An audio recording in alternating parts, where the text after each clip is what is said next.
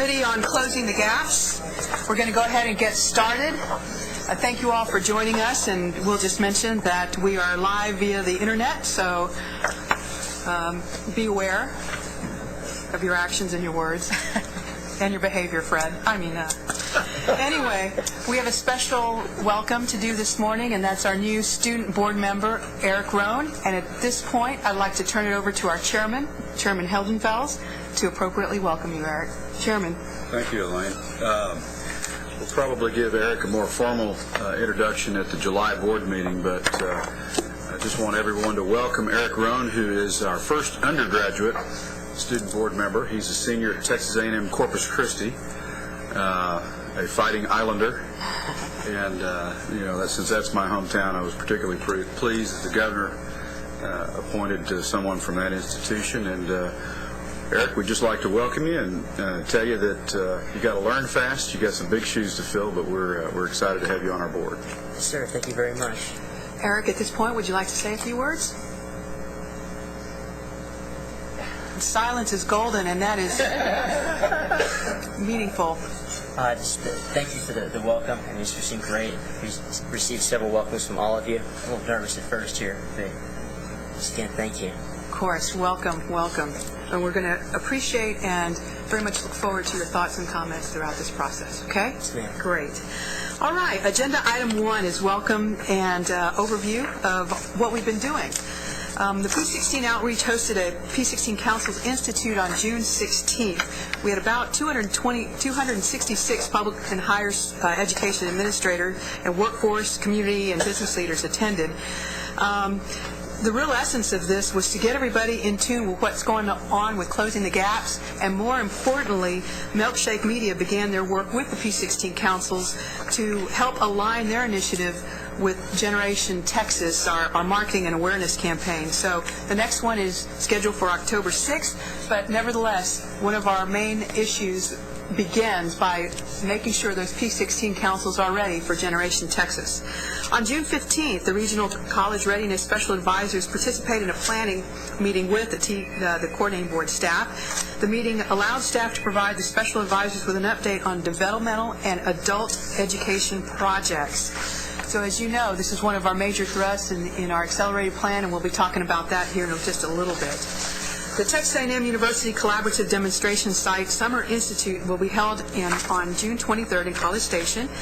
Dr. Ortiz from Educator Quality will present an overview of the College and Career Readiness Initiative with special emphasis on the importance of preparing teachers who can deliver content and instruction that will lead to college and career readiness. Again, one of our major thrusts with the accelerated plan, number of teachers, and again, the way teachers are prepared. The College and Career Readiness Initiative Faculty Collaboratives will sponsor Mathematics and Science Summit in San Antonio, September 23 and 24, for teachers and faculty. Presentations are scheduled from the University of Texas U-Teach program, the Science Teachers Association, the Texas Science, Technology, Engineering, and Mathematics Network, the Conference for Advanced Mathematics Teaching, and several other programs and agencies. This event will enhance the dissemination of current research and be an opportunity to share lessons learned and policy information across major stakeholders in STEM areas in support of college and career readiness. And yet again, one of our accelerated plan initiatives with regards to increasing the number of degree programs awarded in the STEM areas. Are there any questions about that? Judy, is there anything else you want to expound on? I just wanted to say that I happened to accompany Milkshake Media on Thursday to the Fort Worth area. As you know, that is the second launch site that we are working with, and it was just phenomenal. The response, we met with probably was about 30 administrators, key administrators from the system, in addition to the fact that we went to the Chamber of Commerce and met with probably 18 Go Center University Community College systems, and that was they were just very, very excited about the Generation Texas effort, and we're on board. So that was brand new, and this item agenda had already gone out. Otherwise, there's nothing else. Thank you, Judy. Thank you very much. Agenda item 2 is consideration of adopting minutes from the March 22nd committee meeting on closing the gaps. Is there a motion to adopt the minutes? So moved. Any changes, additions? subtractions? We have a motion. Dr. Golden, a second? Second. Thank you, Lynn. All in favor, aye. Aye. Opposed, same sign. Motion carries. Thanks, Brenda, for voting. Okay, agenda item 3 is consideration of approval of the annual report for the Closing the Gaps by 2015 progress report. Janet Benke, Director of Planning and in the Division of Planning and Accountability, will present a review of this report, which is provided to our committee. Welcome. Good morning. Good morning. There are going to be some slides. Waiting for them to come up. Okay. I'm going to talk to you today about topics related to the 2010 edition of the Closing the Gaps Progress Report. And it's a data report, just to remind you. The current data that's in this report has been discussed with you at earlier meetings. The participation and success goals and targets and our progress towards them were discussed at the January meeting, and the excellence and research goals and targets were part of the April meeting cycle. So I'm not going to repeat what was discussed at those meetings here. I'm going to present some slightly different data for you as soon as the slides come up.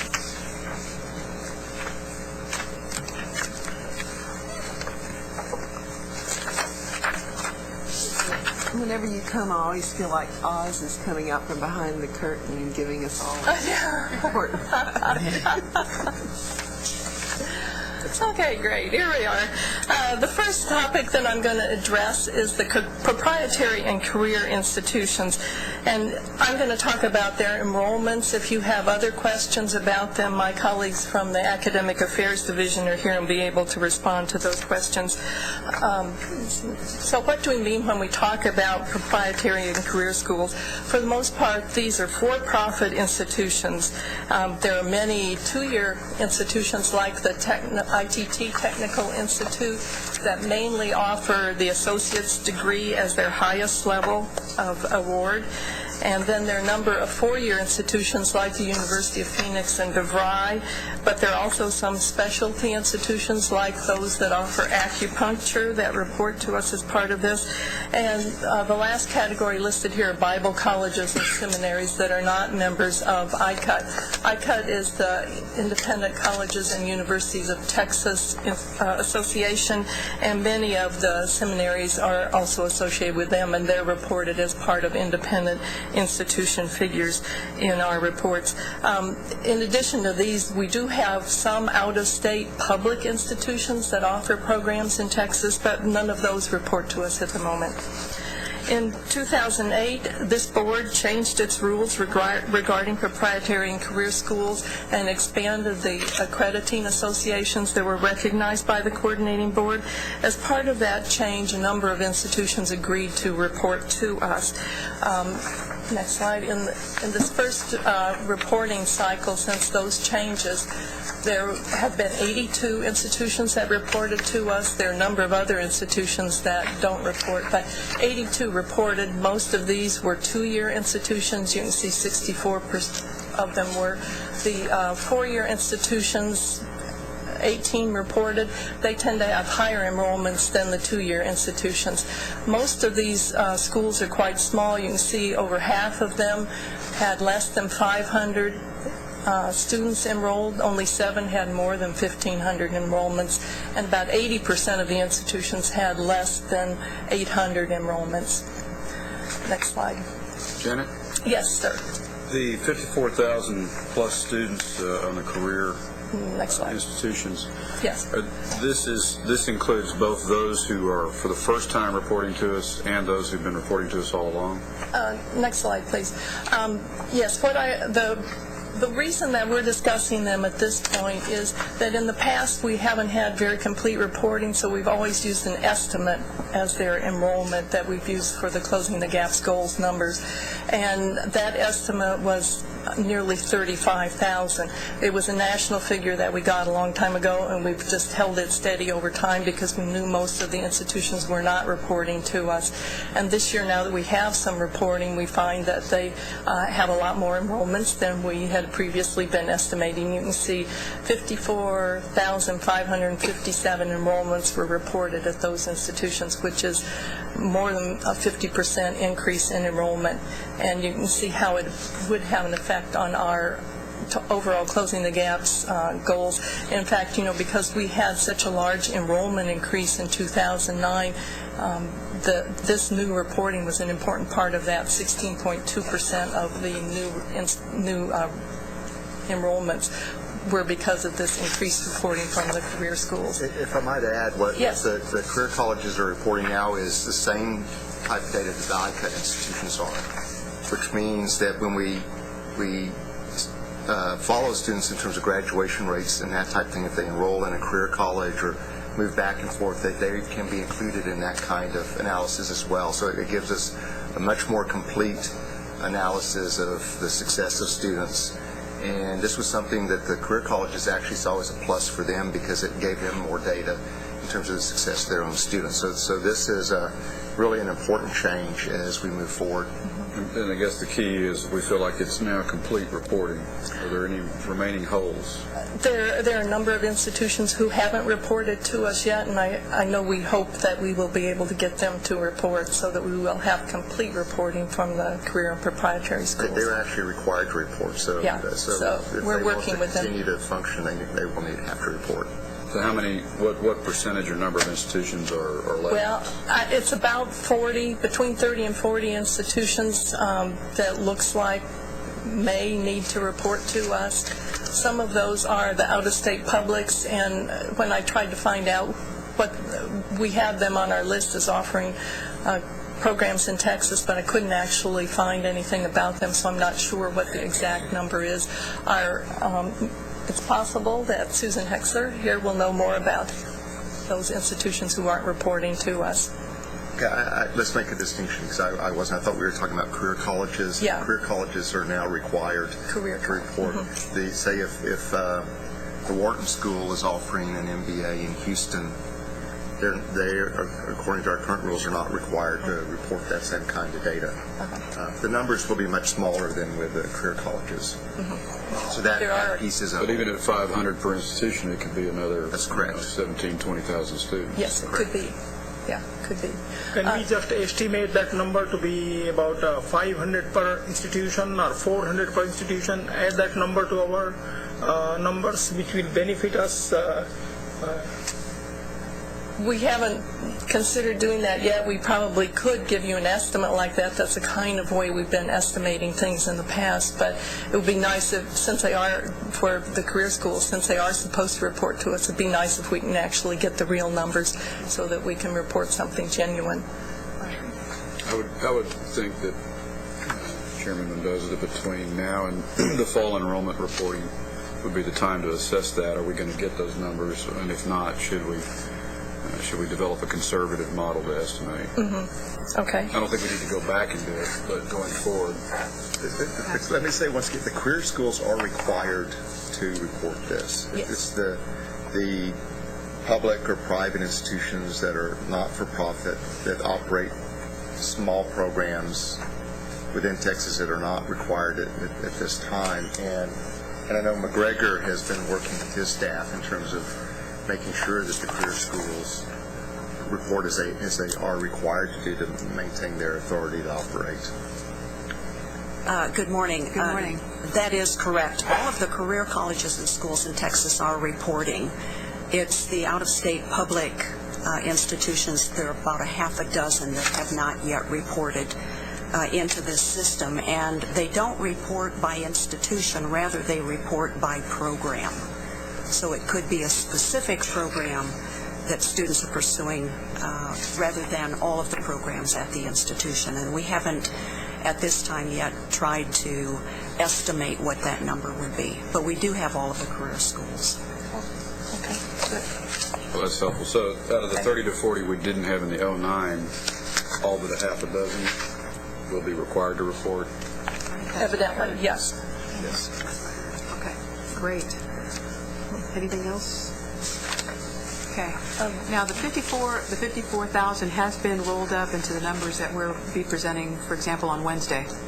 Right. Okay, and the Right. accelerated plan. Okay. It's included in our large increase for 2009. Okay, Next slide. Another interesting thing about the career schools reporting is that in our previous estimates, we underestimated the minority enrollments, the African American, Hispanic enrollments that we actually received. You can see are quite a bit higher than what was previously estimated. So this has been particularly helpful for us in terms of closing the gaps. You can see African Americans enrollments were 80% higher than we'd estimated, and Hispanics about 68% higher, whereas the number we had for whites was a little bit over-reported in the past with our estimate. And But before you move on, Yes. do we have a breakout of African American males in that number? I do not have that with me, but we can get that for you. Oh, just curious if Yes, it is one of the big issues, I know. Okay, so just to let you know, the African Americans, 20.7% of their increase from 2008 to 2009 was accounted for by this increased reporting, and for Hispanics it was 14.7% that they contributed. Next slide. Now I'm going to shift gears a bit and talk about some public institution data that relates to the Closing the Gaps measures. Next slide. This slide talks about first-time in college students and whether they were enrolled full-time or part-time. You can see for the universities, and it is a little bit hard to see that little tiny green on the top of their yellow bar, but the vast majority of students who enroll at universities enroll full-time. Now, about the same number of students enroll full-time at community colleges, but you can see that over half of the students at community colleges are enrolling for the first time on a part-time basis. So when you look at this slide another way, about 2/3 of the students who enroll for the first time at public higher education institutions in Texas enroll full-time, and about 1/3 of all new students are at universities. Next slide. We're going to look at the students who enroll full-time, first time, now in a number of slides. This shows the university's 2-year persistence rate for first-time, full-time students. You know that persistence is really critical for the state in meeting its success goals and targets. And this shows that basically the lines have been pretty flat in terms of the persistence rate. There was a drop for the African Americans in 2003, but they're now back above their 2000 level. There is some good news in this slide, even though it's a little hard to tell because it's all so flat. But when you consider that since the year 2000, we've really increased our enrollments dramatically, and we've also been attracting a lot more students who are non-traditional, and the fact that we're able to retain students for 2 years at the same rate as we have in the past is actually a good thing. Next slide. Can I ask you a question? Yes, sure. Please, Dr. Golden. Madam Chairman, and you may get to this at some point, but do we have some means of getting a feel for the number of students that are swirling in and out of community colleges and then back into 4-year institutions, and having some idea or some means of assessing the impact that 2-year colleges are having, even though those students may not ultimately go on and complete a certificate or a degree within that 2-year institution, but they're going off to A&M in the fall and spring, and they're coming back in the summer and taking courses at 2-year institutions, and then they're repeating this over and over until they get up into the higher level courses where they, of course, can't. But do we have any means, and that's still a meaningful contribution without a doubt. It is a meaningful contribution. Do we have some means of assessing that contribution? You know, there are lots of ways in which students swirl. The one you've given is maybe the most classical one for four-year institution students, but there are many other ways, and we have done a lot of research on this topic, and we're following students. The big difficulty for us is how to present that information in a meaningful way. How do you summarize it down? And so we're still working on that part of it, but we can present information to you on the... Can we possibly entertain the idea of getting community colleges? Now, you're right. There's many different ways that students are swirling in and out of our various institutions within the state.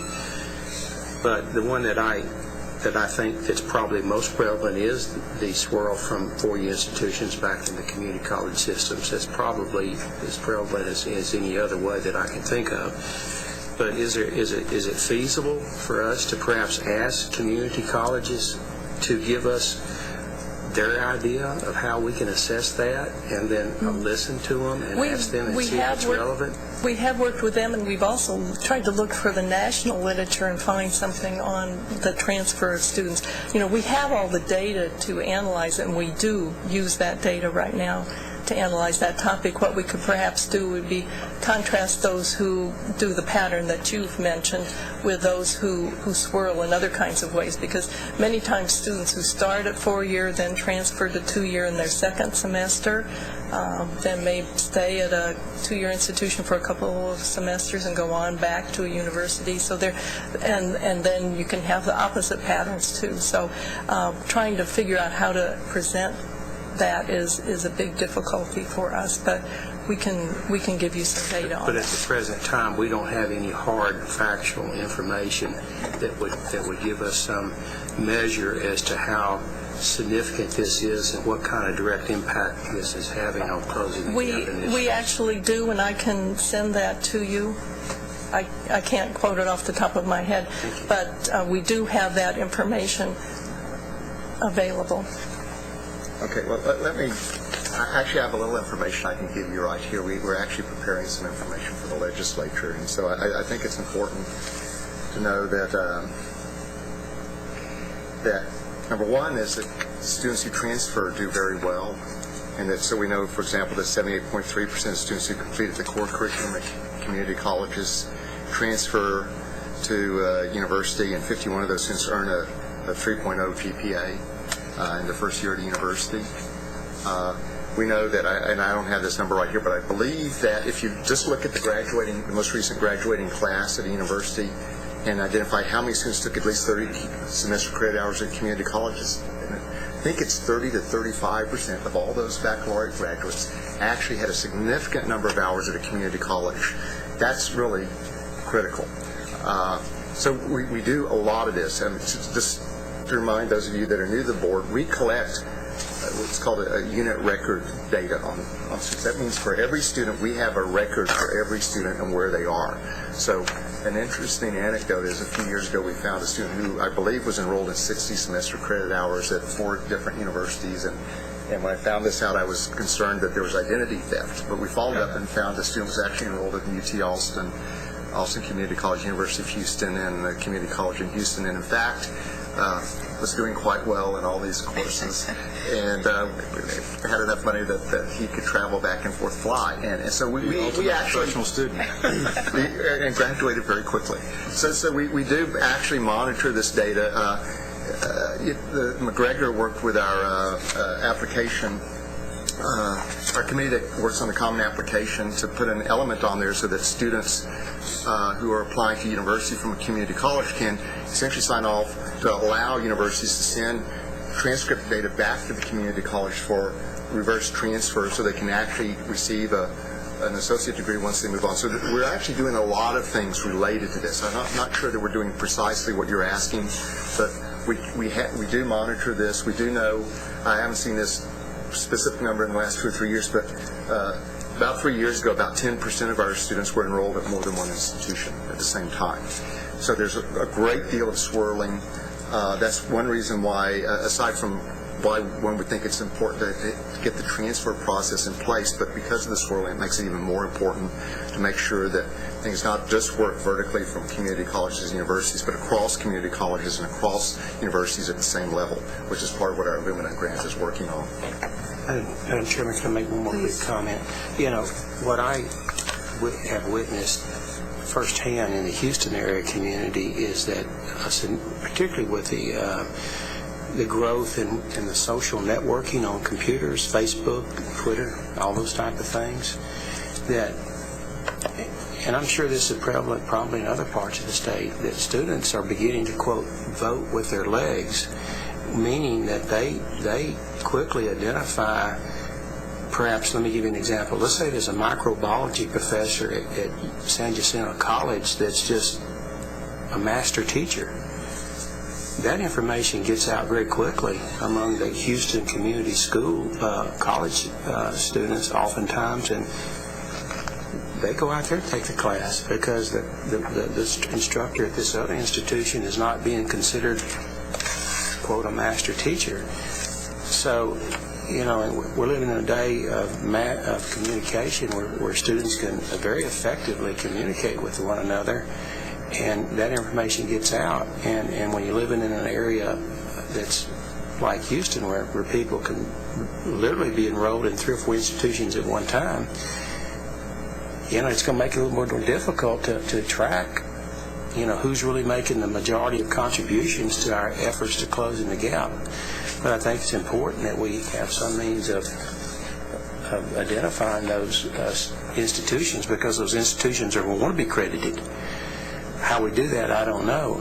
And of course, with our dual credit courses, you know, you get more and more students coming out of high school with 30, 45 hours of college credits, and then transferring, and not ever receiving an associate's degree, but they're transferring into 4-year institutions with a lot of hours. And those community colleges are making a major contribution in our efforts to close the gap. So, having said that, I'll relinquish the microphone. I just want to make sure that we're all kind of watching those numbers. Great point, Dr. Golden. Janet? Okay. Here's the same kind of information that we just looked at for universities for community colleges. This is the 2-year persistence rate of the first-time, full-time students. You can see it's a little less exactly straight than the university lines were, but the same patterns there of the Asians persisting at the highest rate. But one interesting thing to note here is that Hispanics' persistence for the 2007 cohort, and that would be the cohort that persisted until fall 2009, our most recent data, is very similar to that for white students, and African Americans are persisting at a lower rate. Now, back to transfer, which is what you've just been talking about. Here's some information from the community colleges on the number of semester credit hour ranges of those students who transfer to 4-year institutions. So you can see those students who have taken 43 or more semester credit hours at a community college are the most likely to transfer to a 4-year school. That's the aqua part, or the blue part of that bar. And you see the other ranges there.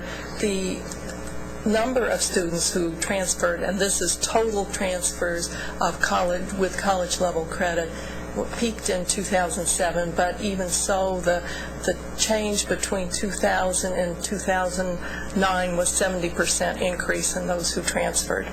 So if you look at this bar, at the ones who were on the aqua and the purple part of the bar, we're going to talk about them in the next slide.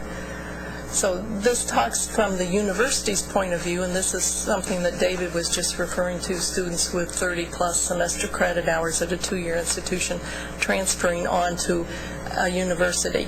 And you can see that the number of students has increased, as we saw in the earlier slide, and the percentage that those students account for of the whole undergraduate enrollment at universities is also increasing. So it was 29% in 2009.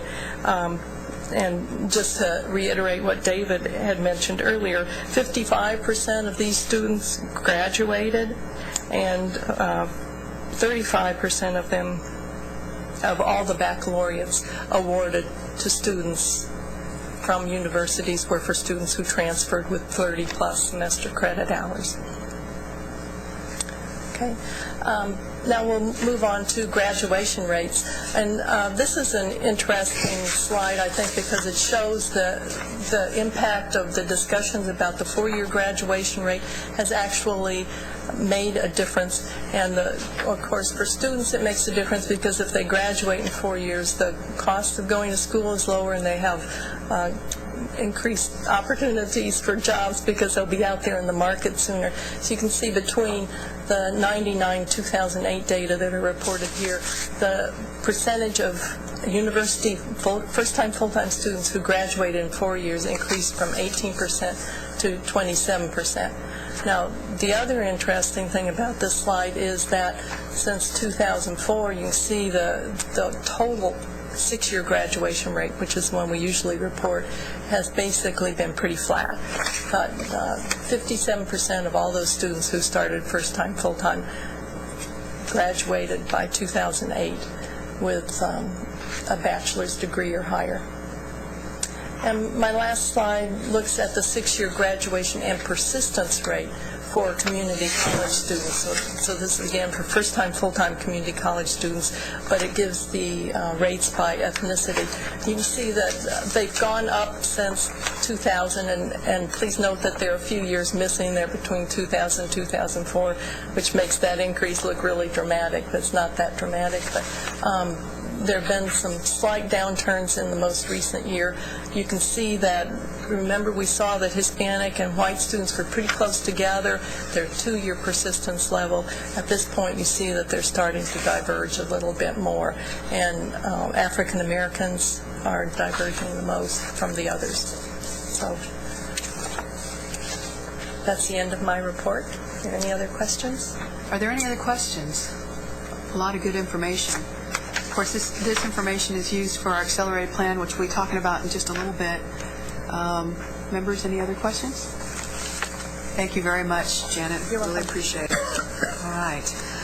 Agenda item 4 is a quarterly update on College Readiness Initiative, highlights focusing on the Texas College and Career Readiness Marketing Campaign. Dr. Laredo. Thank you, Madam Chairman.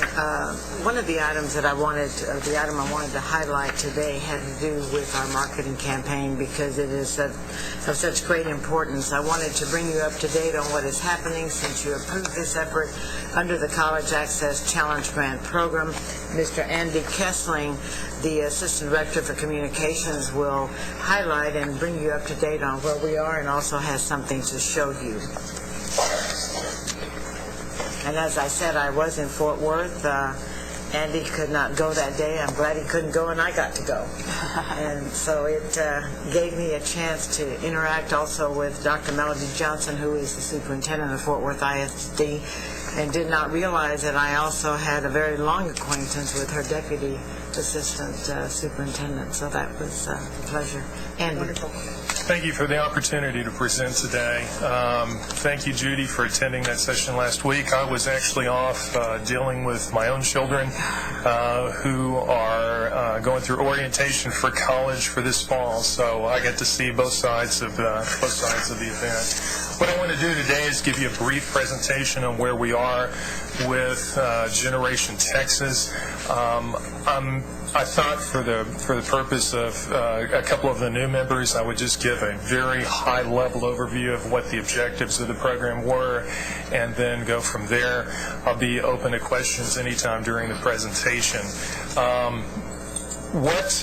We started out with a request for proposal that had 3 primary objectives.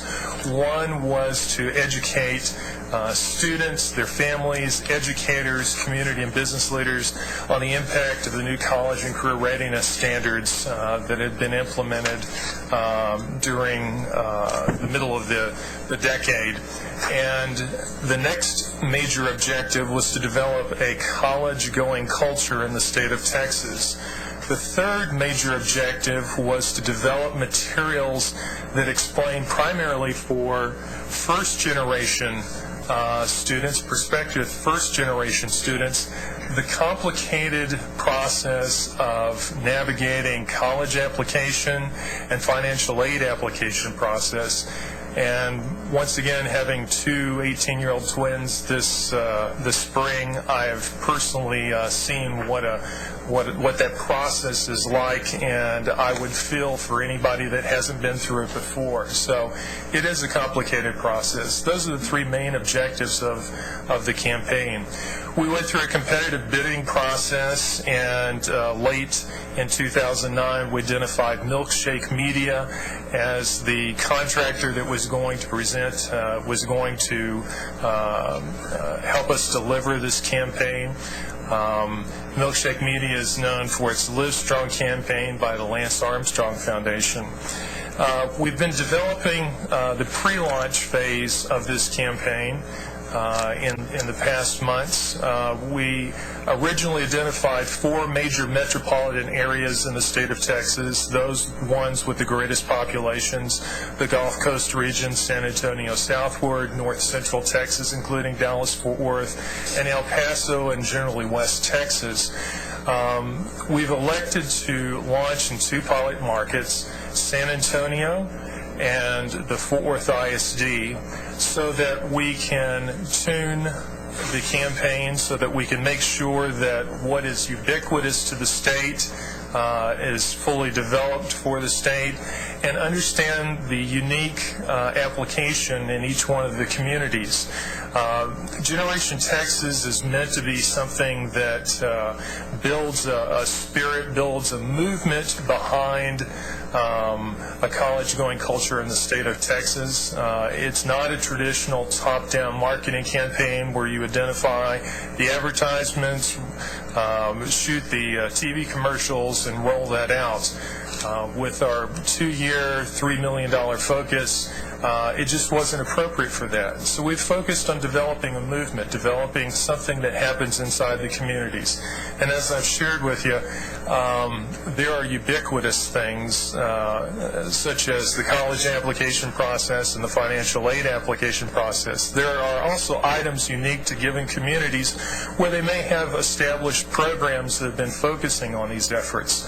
What we are doing with Generation Texas is presenting this as a wayfinding tool that focuses on education following high school. And I say education following high school, that includes not only the traditional 4-year degree or 2-year associate's degree, certificate programs, technical colleges, and even military are part of that, because we identify that a student, for example, may have a great interest in auto mechanics. They may want to attend a technical school so they can build out their certificate capability and their earnings capability. And they'll go into the workforce with a credential that was far better than what they had when they simply graduated from high school.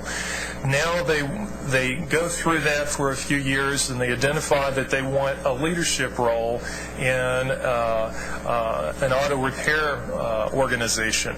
They may seek to go back and earn a 4-year degree so they're more appropriate for business management. So this is really education beyond high school, anytime during the lifetime. That is a focus of this. What I would like to share with you today, and some of you may have caught glimpses of this along the way, but I'd like to share with you the latest version of the Generation Texas video that helps us introduce to all those people in Texas what we are trying to accomplish with Generation Texas, and then I'll have a couple of closing comments. Let's go ahead and show the video.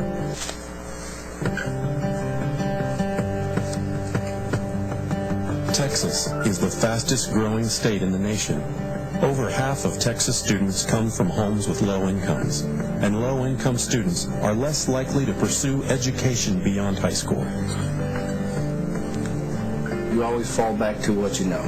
And naturally, if you don't know that there is higher education and that there's better opportunities for you, and all you see is what's going around in your neighborhood, you're going to fall back to that. It's not that people don't want to go to college, they're like scared, or they don't know how to, they don't know how to go about going to college, and they don't know the steps to go to college. People are just searching for so many ways, and there's not really one place where somebody can go and just get all the answers. You have to call multiple agencies, and it's too complicated after that. I think the resources are not missing. The resources are there. It's just the access maybe to them, or not maybe so much the access, but the exposure. It seems like sometimes everybody's doing their own thing without all of us getting on the same page and working together towards a common goal. Here in Texas, our goal is to ensure they're college and career ready when they finish high school. So they're ready to do the work on day one, whether that's on the job or in a college classroom. That education means a better job for them and a whole lot stronger workforce for Texas. Texas has got to compete. We've got to compete with other states. We've got to compete with other countries. We have a lot of families in Texas that don't fully realize how the job market is changing. They're not aware that a lot of manufacturing jobs have disappeared, have gone offshore. They don't realize that the American economy is going to be information-based and high-tech based, and that requires higher levels of education. You know, most parents are stressed out, you know, how I'm going to take care of my kid with this, how I'm going to do this, how I'm going to do that. You know, because we don't have the money got to go to the bills, the money got to go this, there's no money left over for this. And, you know, if you don't know where to look for the scholarships and things, then you basically kind of stuck. I recall sitting down with my parents to fill out the financial aid forms. It's the first time in my entire life I had asked my father, how much do you make? That's a very personal question, especially in the Hispanic community. You don't talk about how much you make. You don't ask someone else how much they make. So to all of a sudden turn to my dad and ask him, how much do you make? And I'm going to write this down and send it to somebody so they can take a look at it.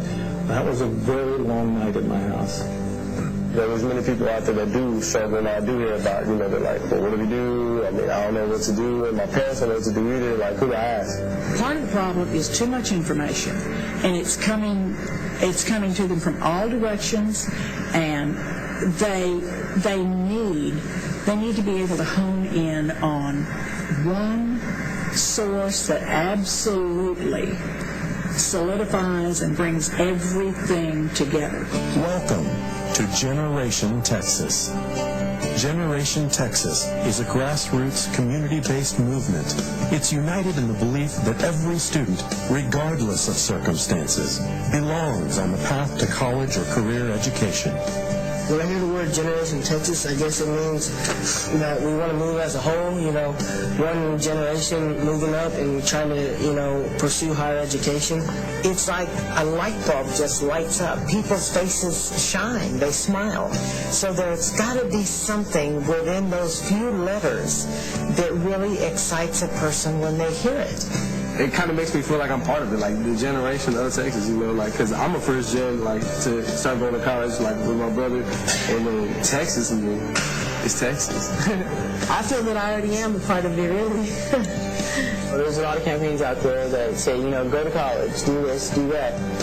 But the Generation Texas, it's like, you know, it's showing you examples. You know, it's telling you the why and the how. You know, why to go to college and how you can do it. I think that the biggest message it delivers is it tells young people, you are the future of this state. Now we're talking about an entire generation. We want this generation to be the greatest generation that Texas has ever produced. I never had the opportunity of the resources that these kids have in this country. And I always tell people, it's no reason why your kids don't pursue a higher education, because regardless of your status, you will be able to get and accomplish whatever you want. I think the most exciting things about Generation Texas is that it's not approaching people from just one avenue. It's going to be based in the community. It's going to be on the web. It's going to provide a lot of resources in different ways. Business needs to lead the way. Corporations and their foundations need to create a college-going culture. They need to find out about this program that's being offered to them. And they need to take it, and they need to work with their local high schools to see that it's fully implemented. One of the most important variables on whether a young person, a first-generation student, goes to college is a person in their life of authority, a parent, a grandparent, a teacher, a coach, who says, I believe in you, and I know you can go to college, and I'm going to show you how to do it. That's what Texans do. We rise to the challenge, and the challenge of our time is, are we going to be college-ready and career-ready? And right now, we're a little bit behind. We're doing better, but we're not doing better fast enough. And so we need to rise to the challenge. And Generation Texas is all about rising to this challenge. That's what Generation Texas is all about. Putting more of our students on the path to success in school, work, and life. And depends solely on a community's commitment. Do your part. Join Generation Texas today. Join Generation Texas by believing in this movement and the potential of these kids. We are Generation Texas. I am Generation Texas. I support Generation Texas. I support Generation Texas. We are Generation Texas. I am Generation Texas. I support Generation Texas. I support Generation Texas. I am Generation Texas. I am Generation Texas. I support Generation Texas, and you should do too. I love Marta. She's great. What I'd like to say here is I appreciate the coordinating board and this board supporting this initiative. I think it's going to be put us further down the road in supporting the Closing the Gaps initiatives between now and 2015. I think it has the potential to simplify for a lot of people the process that we need to go through. In our early data evaluations, what we have found is there's not necessarily a lack of aspiration of wanting to go to college. It's that point sometime during the spring semester of the final year of high school where they say, well, what do I do next? And it's that action step that will be part of the resources that are in the community that will be available online and an interactive website. And there was a question earlier about social media. Social media will be a key part of this interactive website in telling and sharing the stories that go on. It's one thing for somebody to tell you how to do something. It's another thing for somebody to tell you their story about how they accomplished this. And that is something that is going to be part of the interactive plan of this. There will be events in communities. There will be resource materials. There will be kits. There will be assets for local media to be a part of this. And we have plans for this. We have plans for Generation Texas. I think along the way we will learn even more ways of how to use it even more effectively to enroll more students in Texas in education, and that can only be good for the state of Texas and for our future. You're here. Are there any questions for Andy or comments? Dr. Golden? This has just now showed up on my radar within the last couple of months, but and I think it's outstanding. I really do. The question I have is, where's it coming from? I mean, where did this originate? Who's driving it? Is this a... This originated from the coordinating board. The P16 division developed a request for proposal with the appropriate blessing of the board to seek a marketing firm to help with those three major initiatives that we talked about at the beginning.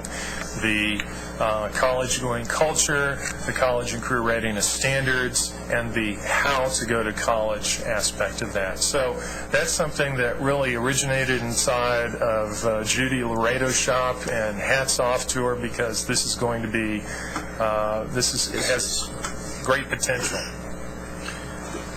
I also have to give credit for Eddie and Hyatt and the College and Career Readiness Unit, and it's through the College Access Challenge Grant that the funds became available. And that's how we were able to put this into that process in order to get the funding to be able to implement the campaign. This is really impressive at this point in terms of what your aspirations are and what could truly be accomplished. What I want to ask you is that how can we sustain this? Because once we get this up and running and we start developing some momentum and we start seeing results, we're not going to be able to back off. You're going to have, in my opinion, this is going to have to be something that will sustain itself and continue for some time to come, at least. I mean, do we foresee this to be a 2-year program or a 5-year program or a 10-year program? You may have addressed that and I missed it, but where's your, I see our beginning, but where are we going to be a year, 2 years, 3 years in this program? The initial plan was 2 years, $3 million worth of funding. There are several key individuals sitting even in this room that are looking at funding beyond year 2 and are actively engaged in that. We feel like that there are fundraising opportunities. There may be, as with the Live Strong campaign, merchandising activities that help sustain the campaign, and perhaps even support a scholarship program that would be associated with it. But those are plans down the road. But we are mindful that this is about a generation. It's not just about a 2-year effort. If you were dealing with traditional media, you'd have a 13-week television run, you'd run your commercials, and you'd be done with it. And this was not appropriate in this sense. A movement is really what we need here. And that movement includes belief. It includes the opportunity to join as a student, a parent, a community, a business leader. And most importantly, it is to take the action necessary. The student needs to take the action necessary, such as completing a FAFSA, completing an application for college, completing applications for financial aid. In the case of a business person, it may be that their action is to make an appropriate donation to the effort, either with real dollars or in-kind support, depending on what their particular gift is. Or co-branding opportunities. Chairman Goldenfeld, I think, has some comments to Dr. Golden's question as well. Thank you. Andy puts it very well. One of the things that the board, it's been almost a year, I think, since we first approved the RFP award to Milkshake Media. And the reason we're just launching this summer, in part, is because the board very much wanted to be sure we integrated our strategic planning process, both the accelerated plan for closing the gaps and our long-range vision beyond closing the gaps, with this college-going campaign. And also with the question you asked about how do we sustain this. One of the roles that the College for All Texans Foundation is being asked to consider, and will meet later this summer in its own board retreat, is to be the home, if you will, for fundraising to support this campaign on a sustained, ongoing basis. The answer is that the $3 million we have has gotten us where we are now, and we'll roll these campaigns out in our pilot cities over the next 18 months. But for this to be the kind of 10 or 20-year campaign that we're used to with Don't Mess with Texas, for example, which becomes ingrained in the culture, we'll have to look to those grant-giving foundations and to the private business community in Texas. And that's really where the sustainment is going to come from. And to that end, Andy, really, that's not really something for the future. That's really something we're planning and need to be planting the seeds for right now. So as we prepare to launch in San Antonio and in Fort Worth, my follow-up question is, Madam Chairman, what are we doing to involve the business community leaders right now, the HEBs and Zacharys of San Antonio, the Tandy Corporations of Fort Worth? So funny you use those exact examples. If I may speak a little bit to the San Antonio effort, and Andy, we're making him crazy, I think.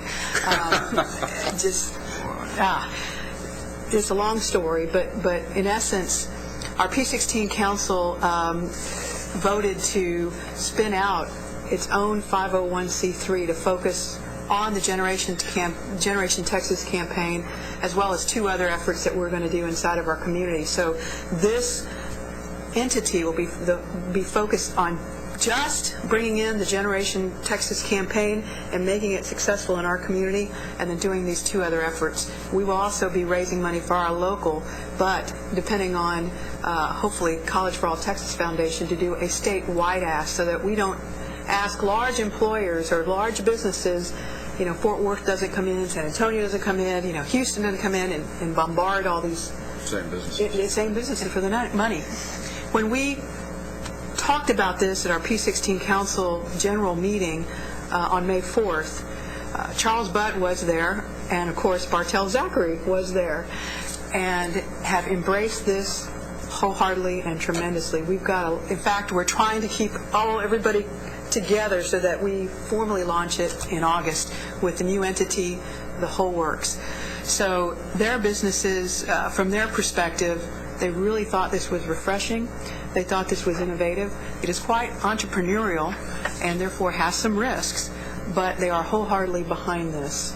And let me just add, we had our former mayor there. We had the chambers represented. We had large financial institutions represented at that meeting, and it was very well received. Andy, you were there.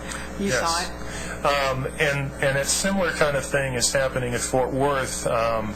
We met with Fort Worth in May and assembled not only the leadership of the Fort Worth ISD, but also a couple of key players that are pivotal in that community. One is a former mayor. His name is Bob Bolin, and he's been very active in higher education for the last 20 years in a role that he was appointed to by the chancellor at TCU. Bob Bolin has been instrumental in working with the superintendent there of making connections in the community. And one of the first words out of his mouth after we made this presentation is, "You're going to need more money." And he said, "You're going to need somebody in this community that wakes up thinking about this and goes to sleep thinking about this." And he already had names in mind. And I haven't had a chance to debrief with Judy yet about the meeting last week, but I think a couple of those key players were there, and fundraising is a key part in that community as well. Absolutely, and it was that model that we hired. P16 Council in San Antonio actually hired Public Strategies to come in and ferret out the recommendations. We had a group working on creating a college-going culture, and I mean it just came together so well. They also, in their analysis, said that this is comprehensive and unique because it's trying to touch P plus and all schools. In Bexar County, we have 17, or depending on how you count, it could be 19 school districts that touches Bexar County. We're not focusing on one school district. We're not focusing on one high school. We're not focusing on 10th graders. We're focusing on all of them. So it's quite an endeavor. We have the same concerns. Some of them are, we need dollars. How are we going to keep sustaining this momentum? And in our community, we did, before Generation Texas came out, we did say, in one generation. That was through Lionel Sosa, who, as you all know, is, a stalwart with Hispanic marketing and communications, who met with Kat, and Andy was there in my conference room, and he said, "This is as good as creative gets." Do you remember that, Andy? And I do. From then on, it was just like, wow. It carried it. Magic moment. It was a magic moment. So we were on board. We're working through a lot of the details and how we're getting this launched. But as Andy said, somebody who lives and breathes this 24/7, this is what they do, is why one of the reasons we're spinning it out as its own focused entity to do this in our community. One other thing I'll share about the target markets, there were a number of considerations for the pilot markets, For the pilot markets, one, but both of them address the major focus of the accelerated plan for closing the gap. And the thought was, in San Antonio, one, there was great organization that was going on, and that was something that was a tremendous plus as we evaluated it. But it's also a largely Hispanic population, and it gives us a chance to tune what we need for that particular population. In Fort Worth, we chose to work with one independent school district, a Fort Worth Independent School District. It's predominant there, and one of the key things about that school district is that the African American population of its students is roughly twice that of the state of Texas. As I've shared, there's a few other considerations that are involved, but we're well attuned to those two things that tie back with the agency's strategic initiatives in those areas. Are there any further questions or discussions? So, Andy, would you say that the success of this is all on Vice Chairman Mendoza's shoulders? I think the success of Generation Texas is on the entire state of Texas, because we need to get everybody to believe in it, to join in it, to contribute to it at its level. at whatever particular talent level that they have, whatever particular interest level that they have, and this is the responsibility of Texas. Good answer, Andy. That is a good answer. And it is one of the most exciting things we're doing, so I appreciate that good report. Absolutely. One brief comment, if I could. I saw Dan Branch on the video. How much has this been disseminated among Texas legislators?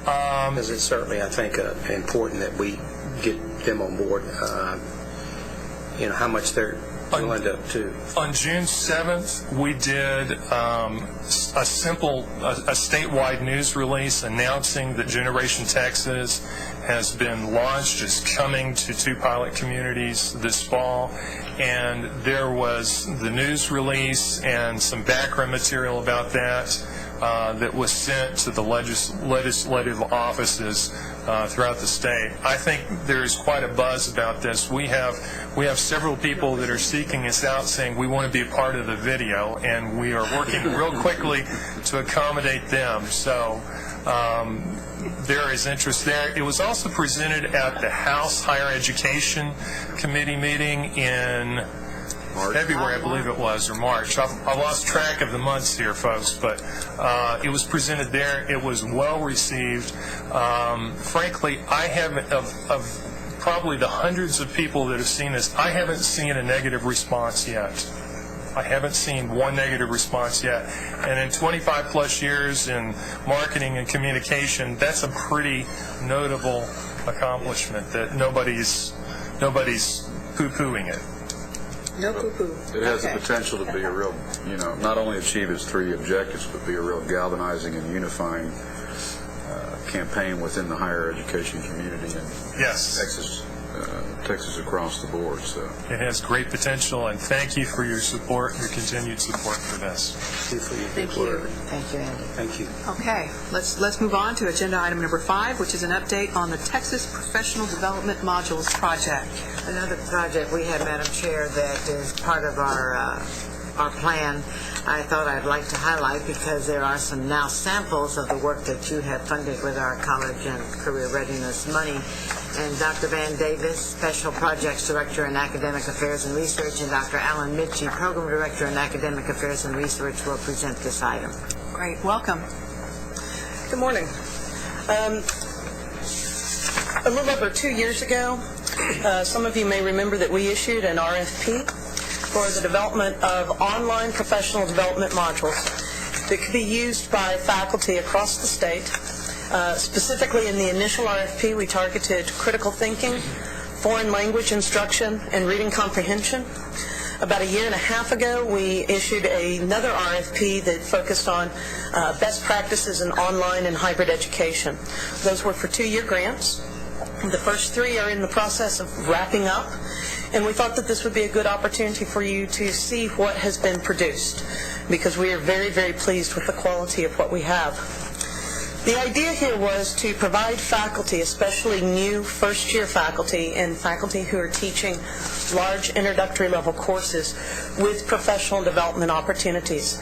As many of you know, faculty are trained extraordinarily well in graduate school in their content, but many of them do not take pedagogy classes because that's not a part of their program. They're not necessarily trained on how to teach that content.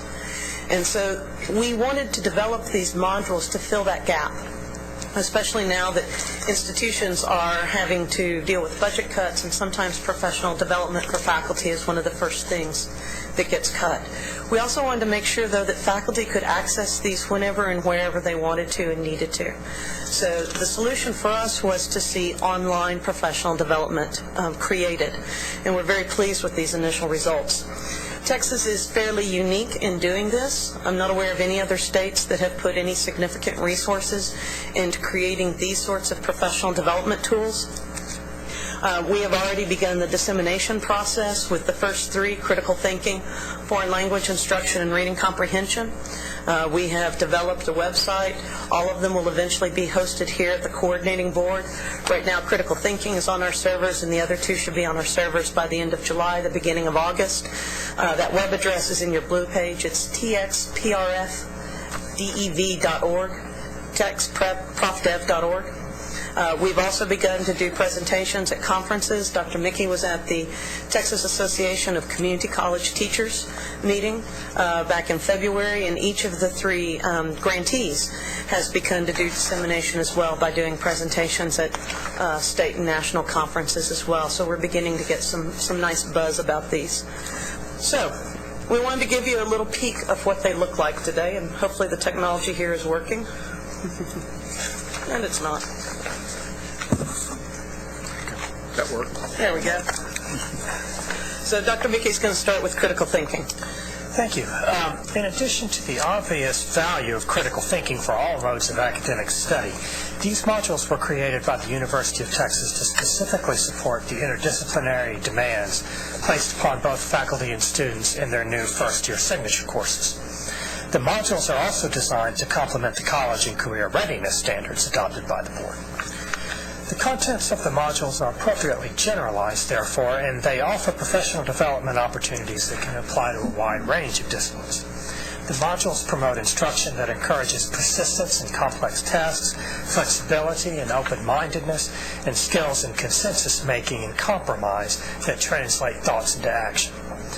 The overall presentation of the site is very professional and sophisticated, and there has already been a great deal of interest expressed in its widespread adoption in colleges and universities throughout the state. The website's organized based on 4 steps to encourage critical thinking in the classroom, and each type of information is color-coded and labeled by the type of information presented.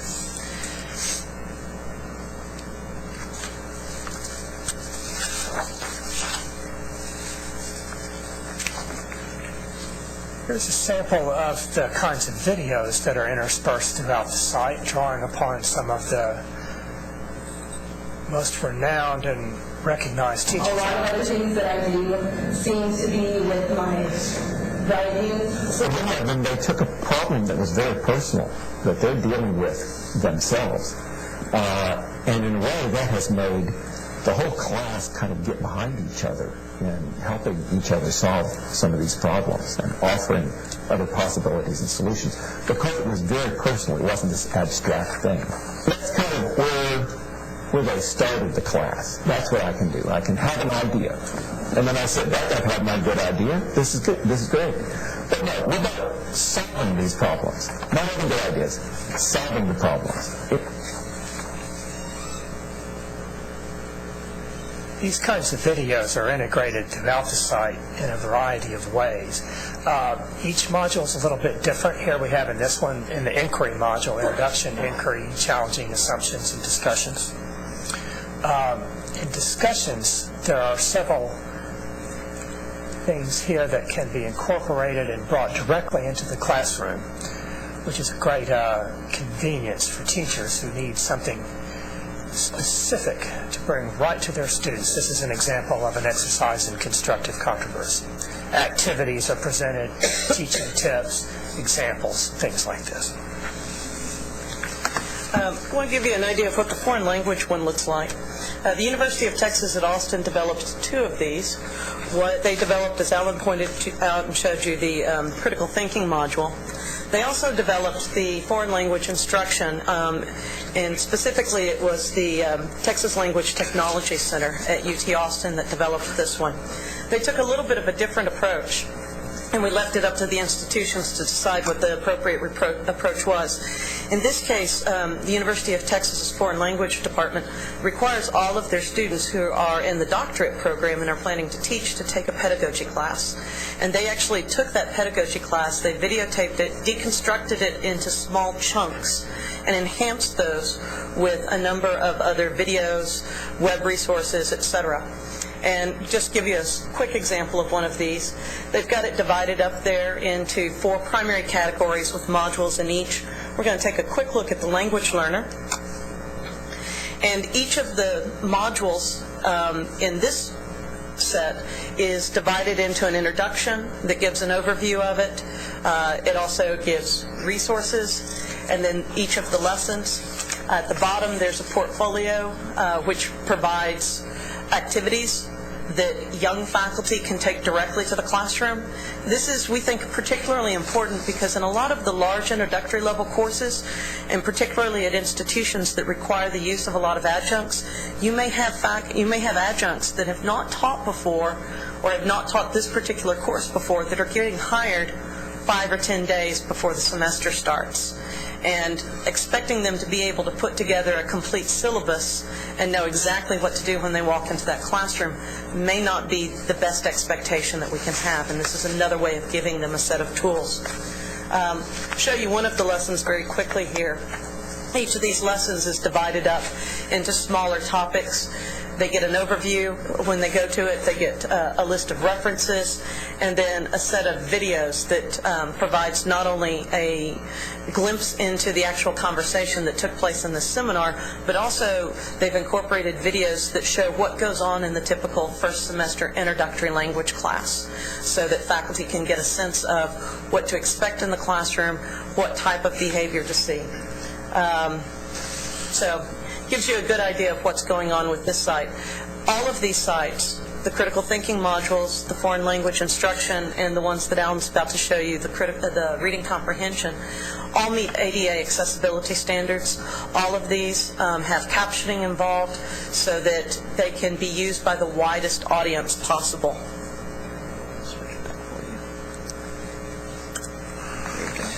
Thanks. These modules were created by UT El Paso to assist in the instruction of advanced reading comprehension at all levels of high school and college instruction. Each module can stand alone as an independent instructional unit, or they can be taken together as a coherent course.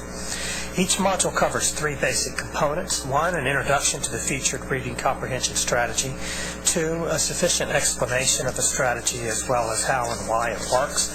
And 3, effective methods for introducing the strategy to students and promoting its continued use. Here's an example from Reading Visuals. It's accessible to students with both high and low bandwidth accessibility. A special feature of these modules is the customizing features, which separates the animation you're about to see from the content. So institutions that download the modules or host them on their own servers are therefore free to alter the content of the modules to meet their own needs, such as adapting them to serve as class assignments, fitting them to the demographic needs of the campus, or to address particular issues at the institution.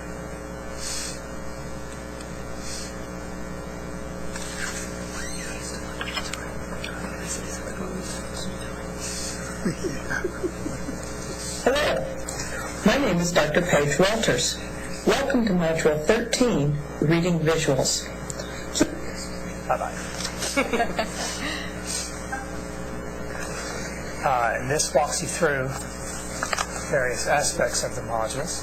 There are opportunities for instructors to reflect and respond to share their expertise and teaching experiences with other people who use the modules. And throughout, there are strategies here, particular teaching tips, guidelines, as Dr. Davis said, that institutions and instructors can take directly to their classrooms. Again, a very slick, professional, well-designed site that I think has already attracted quite a bit of interest and will continue to do so. One of the things that we required in all of these grants was that they be able to respond directly to the college readiness and success standards. One of the unforeseen side effects of that, which we're very pleased with, is that not only did each of these institutions work with community college partners and community college faculty in the review and the development of these, but that we're already beginning to see significant interest in public education, and these are entirely appropriate, especially for secondary faculty to use. They do address some of the most significant issues that are in the college readiness and success standards. The last set of modules is the online hybrid education, best practices in online and hybrid education, which is in the process of being developed by Lone Star College. They also are working with a university partner, in this case, Sam Houston State. They're also working with the school district as well. So we believe that we're going to see a wide dissemination of these. We have our website set up so that first-time users actually are asked to fill out a survey that will allow us to collect their contact information so that we can do follow-up assessments down the road to see what the usability and how helpful they have been, so that there is some ongoing plans here for assessment and for dissemination. We think that this is something that is going to meet what is a growing need in our colleges and universities, and also something that really sets Texas apart. And it's a very good example of the ways in which we can collaborate with institutions to improve instruction and ultimately improve student retention. There you go. Very consistent with our persistent goals and our funding formula recommendations. Commissioner? Well, I just wanted to say that I didn't even know about this activity until very recently. It was generated entirely at the staff level by Van and by Alan, both of whom have extensive experience teaching at the university level. This is a very imaginative approach. It can be enormously useful. You've heard me say over and over again that one of the great fallacies of higher education is, and Van essentially said this a moment ago, that by virtue of getting a PhD you know how to teach. And we know that that's not at all true. This could be enormously useful, and I encourage you to keep building this out. I'm sure we can get outside support to do this. I think we ought to have some kind of agreement with colleges and universities that whenever they hire a new faculty member, that they're given a pamphlet, or they're given just a memo saying that these resources are available to all faculty, so that they can take full advantage of it. This is wonderful work. This would have been a lifesaver when I was first teaching. I wish I had had it. I had 1.5 days of professional development before I walked into my first classroom, and that was a day more than most people that finished at Vanderbilt had. Jeez. Let's go around the table here. Chairman. Michael, Van, you alluded to this when you said that there's already been some interest expressed by secondary. These modules are targeted at our higher education faculty, but are they, how can we better target them and proactively disseminate this into improving the quality of teacher preparation, which is one of our 4 key goals? It's actually, there's a fifth set of modules that was done as one of the Phase 3 course redesign grants, and that's on teaching college mathematics. And that set of modules, the P16 mathematics group is already aware of that. I've spoken at some of their meetings. We're in the process of getting that one moved over as well. In terms of the content, although we develop these to be used by university and community college and technical college faculty, the key concepts here: how do you teach a student to think critically? How do you teach a student to better analyze what they read? How do you teach a student to start thinking and learning and grasping a language that they may be terrified to think about and try to learn? All of those are things that are also very applicable at the secondary level. And so we're also going to be working with Dr. Laredo's group and trying to figure out ways that we can utilize the P16 councils perhaps to help get the word out about these modules as well.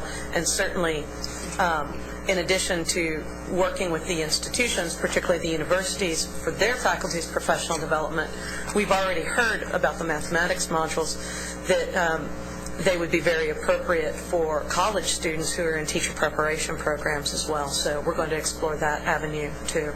We'd like to see the widest use of these. And as I said, I'm not aware of any other state that's made the sort of dedication to the development of this sort of high-level product, and not just in its look and its feel, but in its content.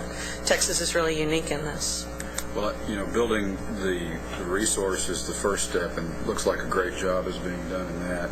But I would really encourage going beyond strategies that are stop at awareness, going to strategies that really integrate this into the teacher preparation, whether they're going to be teaching in our public schools or teaching assistants at our institutions or eventually tenured faculty.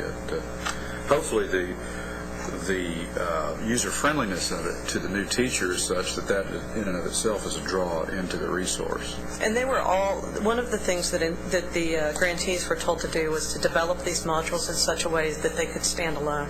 So they can be taken out of sequence. A person could sit through and go through the sequence, certainly, but they can also be taken out of sequence if a faculty member, whether it be secondary or higher education, realizes that they're having a problem with their students comprehending what they're reading. They could go to that section of the reading comprehension modules, choose the specific issue that they're having a problem with, and just target with that. So, and we think that that also is going to help veteran teachers. I taught for over 10 years. Things changed an awful lot in that period of time in terms of how I taught and in terms of my own students' preparedness. And I can think of sometimes even when I felt like I was a grizzly veteran that I would have loved to have had access to being able to go in and pick and choose and hear what other people's ideas are, especially faculty that are in small institutions in fairly isolated geographical areas. They don't get a chance to talk very much with their colleagues about teaching, and being able to share with colleagues is one of the biggest ways that a faculty member, whether it be in a secondary sense or it be in higher education, can grow as a professor. One of the other dissemination points for this in about a year and a half will be the Texas Learning Objects Repository. And they will be on the repository servers in a format that will allow institutions to download them and host them on their own institutional servers and be able to develop professional development activities for their faculty around them. Okay. Chairman, anything else from? Okay. Dr. Phillips? Well, I would just like to congratulate you. One of the most satisfying aspects to me of being on the college, on the coordinating board, has been watching you develop this program. And it's so innovative and so directly to the point of what we need. And thanks for all your work and all your enthusiasm. Dr. Mickey stepped in about a year ago and has really been working with the institutions as they've been closing the grant out. So this has been very much a team approach from academic affairs, and working with Dr. Laredo's area has been extraordinary as well. The institutions have just done heroic efforts on this. They've worked extremely hard. Wow. They've drawn in faculty from across their campuses, not just from the hosting department. They've had full support from administration and incredible support from their technical people at the universities, and they've really done some amazing, amazing work. Well, it's just going to be so helpful, and I think with our emphasis on student success, teacher effectiveness in P through 12, that there's going to be a great demand for this there too. So I don't know how you can graft on somebody to work on that along with you, but I sure think that would be important. We will talk about getting a grant from NSF, from NIH, from the U.S. Department of Education to fill this work out. Awesome. Well done.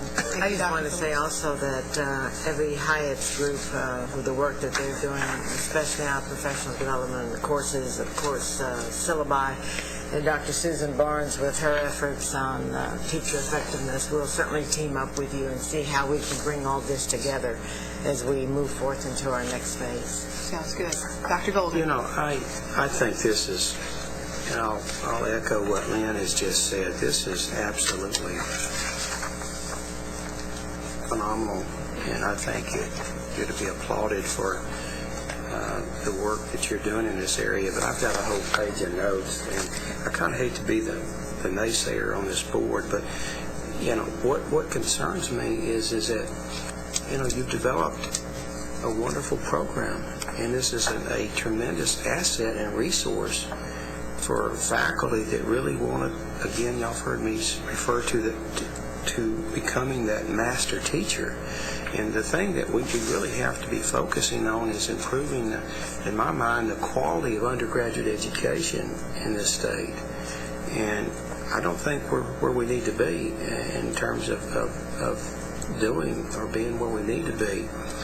And one of it is because we don't have, we readily admitted that we need to improve the quality of instruction in P through 12, but that also has to translate into our undergraduate programs. Now, I was glad to hear this gentleman here say that he's received a lot of support from colleges and administration and blah, blah, blah. And I don't mean to, I was glad to hear that, because I find that a little bit surprising, and I'm sure that you've got certain institutions that are getting on board, and there's certain institutions out there that are primarily teaching institutions that are probably going to embrace this quite readily. But my experience has been, when we look at some of the other institutions, they, particularly in some of the research or emerging research institutions, that they place little or no priority or importance on what that faculty member is expected to do in the classroom. And they can survive an entire academic career with being a less than average teacher, as long as they're performing in certain other areas, and the people who lose are the students. Now, the question I ask is there anything that we can do to incentivize this process and to monitor, if it's appropriate, how many of our institutions that are embracing this? Because it breaks my heart to continually see, semester after semester, teachers that are going in the classroom. We talk about ill-prepared students, but we got faculty that are ill-prepared. And of course, that's what y'all are addressing here, is to make them less ill-prepared and giving them a resource so they can do a better job at what we expect them to do. We're expecting students to become more prepared and to go into the classroom better prepared for success. But this is certainly an effort on our part to better prepare faculty so they can ensure that student success goes up and parallels their ability to effectively teach. Now, the big concern I have is, how are you going to make them embrace this? I mean, some of them will, some of them won't. Well, if I may say, Dr. Golden, one of the tie-ins will be our formula funding recommendations that now will look at course completion. Hopefully, Chairman Hildenfeld, one of the byproducts or unintended or maybe intended consequence of that was that every faculty member is now going to be very responsible for success in that course. What I see this being is very congruent with what we're preaching and what we're pushing with regards to formula funding recommendations and giving the tools for faculty to embrace and help the institutions be successful. So I think that's one direct link for these faculty members to embrace this kind of. I agree. So, I mean, that's the best place to go is funding. I agree. Perfect timing. Any more comments, Fred, on that? Okay, Commissioner? Okay. Great. It's often the case that institutions will reward faculty development and improvements in undergraduate teaching in their promotion and tenure process, but those opportunities just aren't necessarily there for faculty members. They don't know where to go. There's no lecture series on campus on pedagogy. There's no workshop for them to attend. But these will be online, available for free, 24 hours. They can be taken in any order, and some institutions could use these as evidence that a faculty member has progressed the entire series, gotten a certificate for it perhaps, and can say that this is the kind of thing that they can use in their promotion and tenure applications for evidence of professional development. So it is an opportunity that wasn't there before for this kind of work. Fully agree. And I'm sure there are institutions that will incentivize this on their own levels. I certainly hope so. Course completion. Yeah, one other quick comment is that you're exactly right. Because, if we'll tie and we'll continually look at course evaluations and what students are reporting at the end of the semester, and that needs to be part of the equation in evaluating the effectiveness of a professor's ability to serve that institution, is how effective are they in the classroom. And if we'll go back and look and not require students to go on rateyourprofessor.com to get that information, but readily make that available to students so they can look at what other students are saying about that professor, and then in provost looking at those student evaluations, and then developing a development plan for that faculty to improve their teaching skills. And one of those provisions within that plan would be going through this program and then giving a certificate showing that they completed that program, if they're making an effort to become more effective. So that in itself, having the resource available where they can make an effort once they've been shown that this is an area of weakness and something they need to correct is very valuable. Thank you. Right. Thank you all. Thank you very much for your work. Moving on, agenda item 6 is the update on uniform recruitment and retention strategy. Dr. Laredo? Thank you, Madam Chair. If you're aware, and I know you're aware, we are required every year to institutions to report their efforts on uniform recruitment and retention in their institutions based on where they are and where they need to be by the numbers that have been set. And so I just wanted to bring you up to date to where we are, because in December, the institutions have to report to us their intended activities for the year, as well as indicate what they're trying to achieve by the end of that reporting period.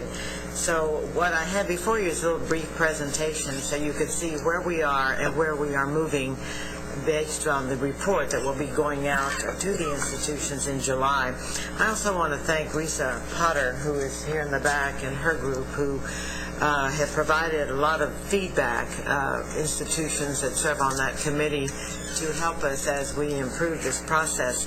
Some of the outcomes, or two major outcomes, is aligning the institutional targets with uniform recruitment and retention. You can go to the next slide, Mary. And providing feedback to institutions on those promising practices that they are finding. And secondly is increasing the efficiency by combining or aligning this report. We did have a tremendous return this time. In fact, did not have to really ask many institutions why their reports were late. We had 101 higher ed institutions reporting. Next slide. 64 external reviewers, because we had a review process so that we could get feedback on others from the field outside of our office area, outside of our agency, to what they thought were the efforts that were being accomplished, whether they were effective practices, etc. And we had 27 coordinating board staff from across the agency who helped us out. Each plan was reviewed by 2 reviewers, and we did get feedback from them, and then what we did is send out the feedback to all institutions that submitted their plan. What we found are some of the practices that you see listed on the next slide, and those were the types of programs that are being implemented, as well as a number of students that were being served. There's specialized academic advising programs, there's academic support programs, application assistance, dual credit, financial aid assistance, activities related, not just giving out financial aid, mentoring programs that are going on campuses, and tutoring. And what we decided to do after not only meeting with the reviewers, but also internally talking about the process over the last 2 years, was to look at a way that would allow us not only to find out what really are the best practices that are going on out there in our institutions, but then also how could we team up institutions who are having success in certain areas with institutions that were not having success. And so we developed a survey, a questionnaire very similar to the survey that we did with the DEPS program, with the developmental ed, and put it out for some feedback, some input. And this is where I reference Risa Potter's group, the admissions officers, and they were overwhelmed by the fact that we would look at something that really became applicable and not a form that they would be doing once a year to fill out to meet a legislative mandate. And so we are now at the table finalizing that survey. We will be taking it through the channels here at the coordinating board.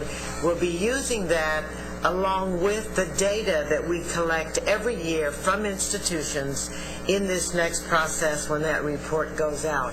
We will then summarize what we learn between now and December the 1st as we get that data in, and then create a document that we can send out to institutions, highlighting those institutions who are having successes, and then looking at, once we get the data of all the institutions by July, and then teaming up so that we can get some real grassroots work out there in the field with institutions to make this a meaningful process and not just a paper and pencil process.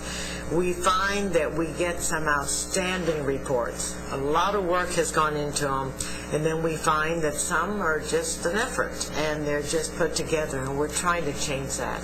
So we're excited. We're excited because of the response we've had from the field, for the change in what we were trying to do to make it more meaningful to them and not just another report that the coordinating board has asked of them. And the thought is potentially to eliminate that report because of the data we already have, to link the institutions and focus the efforts on schools working together to improve, really improve practices in schools who are having some more difficulty. So it's much more proactive, reduces unnecessary paperwork, and focuses on what's really important, is improving the opportunity for students at institutions across the state.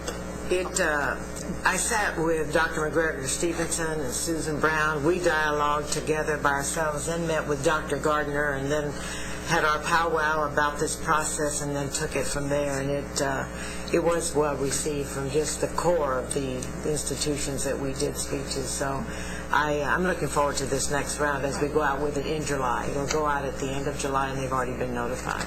Well, this report has certainly come a long way, because it used to be just another bureaucratic report, but you guys have definitely put meaning into it. Are there questions or comments from the committee? How many reports? We've got 101. 100%. We have 100%. And I noticed the interesting thing to me is that of the, I guess what we would consider best practices now, dual credit, summer bridge, advising, etc. That only represents about a third of the reported programs. 2/3 are other. Well, and that's what I'm saying. When you get, well, it might be a smitten of what's happening here and a smitten of what's happening here, but what we got there, what you had before you, is what was more common. And that's why we thought we needed to really drill down to then see what those others really meant. Yeah. And so that's why some of those reports were very, very difficult to evaluate. Even the reviewers had a difficult time passing judgment and saying, is this good, is this not good? And so that's why we've only highlighted what the number of students they've tapped with those things that we saw over and over and over. It's a significant portion. It would seem that one of the responses of the reviewers would be to send it back to the institution and say, try again. Well, we did that last time. With our review process a year ago, we returned it to the institutions and asked them to look at the comments and then to return their report to us. And then you go back into whether do I do now or do I wait? Then you're in the calling process. We haven't heard back from you. Some of them do go back and review and improve it. That's why all the 2 years of work has led us to the point of where we are, so that we really have meaningful information. And when you look at the data out there in research, some of the things that are highlighted right here that you have before you are what you see in the research, but there's also some other grassroots work that's going on out there in those institutions that we really have no basis to say is best practices. But if it's bringing about change, then let's go in there and let's see really what it is, so that we can then maybe become, in our own way, some researchers that put out information of what we're finding in our institutions in such a large state that are definitely showing to be best practices for recruitment, retention, and so forth. Fundamentally, if you're not seeing changes in the level of participation and the diversity of institutions, if you're not seeing changes in the success of students, whatever programs they have, they're not succeeding. Right, I mean, that's exactly right. Dr. Phillips, did you have some further I had the same question that jumped out at me too, that huge other programs, and I'm wondering, is this recommendation related to that, so that you can try to get more? That's exactly right. It's so that we could get more information on what was really going on. And the institutions who heard about this process very quickly said, I will be glad to sit and write. exactly what we do if it's going to help somebody and it's not going to go into file 13. Ultimately, I think one thing we have to consider is actually a team of people from institutions with some success, and maybe an occasional, where it's appropriate, outside expert to actually go to the campus, sit down, spend time, review what they're doing, and help them develop a plan with them, rather than just saying, here are some programs that work, but here's how the things fit together. Because I think it's feasible that you could have all the programs that work, but they're not put together in a systemic way, and they're not working. And I think sometimes you need an outside set of eyes to help you notice that, and do it in a very collaborative kind of way, that this is really about the students and helping, not as a negative. Well, and I absolutely support and commend the goal of trying to make this a self-sustaining extraction of data that we already collect instead of a paperwork exercise for the institutions. But in this interim, as we transition towards that, and we shouldn't have to have people on the phone to get decent reports either as we go towards this information. I mean, if there's a deadline, and if this report goes to the legislature, and institutions aren't going to want to be identified as institutions who were non-responsive. And that's why you eventually get all of them. It just takes a while. But in this bucket of 885,000, I'm going to bet that a lot of these are actually fall into those other buckets when they're better described. That's right. Some of them may be those ineffective programs that should be discarded, but there may be one or two or three gems of new ideas that we really need to identify. Natalie Coffey is the director who has been heading this effort before I even got here and even now, and she spent many, many hours on the phone in the evenings and on weekends with institutions, helping them go through that plan and identifying what they should put in there. And so that's why, based on her work and talking to those institutions, this next process came about, because that would be an easier way to garner. As like Dr. Gardner says, when you have a peer review process, it's a lot different than when the coordinating board is the peer review process in that agenda. And you tend to work together much easier and more willingly. So. Great. Any other comments or questions? We'll look forward to the further delineation of those programs, Dr. Laredo. All right. Moving on to Agenda Item 7, which are matters relating to the Committee on Closing the Gaps. Here we get to some action items.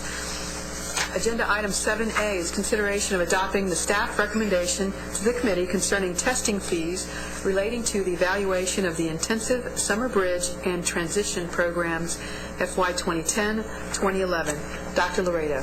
Thank you, Madam Chair. You may not recall, but we put this in your blue page for you. In July of 2009, you gave approval for us to spend the original $120,000 for the testing program, our evaluation of our pre- and post-program for our intensive efforts, our intensive summer bridge.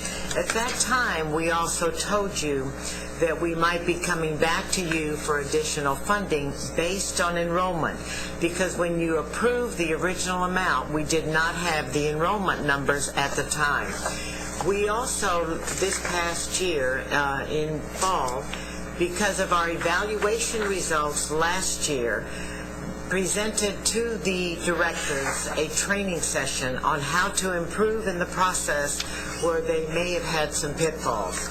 This, I think, was a tremendous effort, because we now see that our numbers have gone up, and we are coming back to you to seek the additional funds that we need. It is there on your blue page. The money will be coming out of our College Ready initiatives. We had set the additional money aside because of the contingency, so that we would have the funds if we had to purchase the additional testing. This is part of our effort. It is when we do the grants, they know that we are the ones that will be covering the cost for testing. That's why we come back before you today to ask for the additional $60,000. Okay. Are there any questions of Dr. Laredo? We have a motion to adopt the staff recommendation to the committee relating to testing fees for the evaluation of the intensive summer bridge and transition programs FY 2010-2011. I so move. I have a first by Lynn, second by Dr. Golden. Any other further comments or questions? All in favor? Aye. Opposed, same sign. Motion carries. Thank you very much.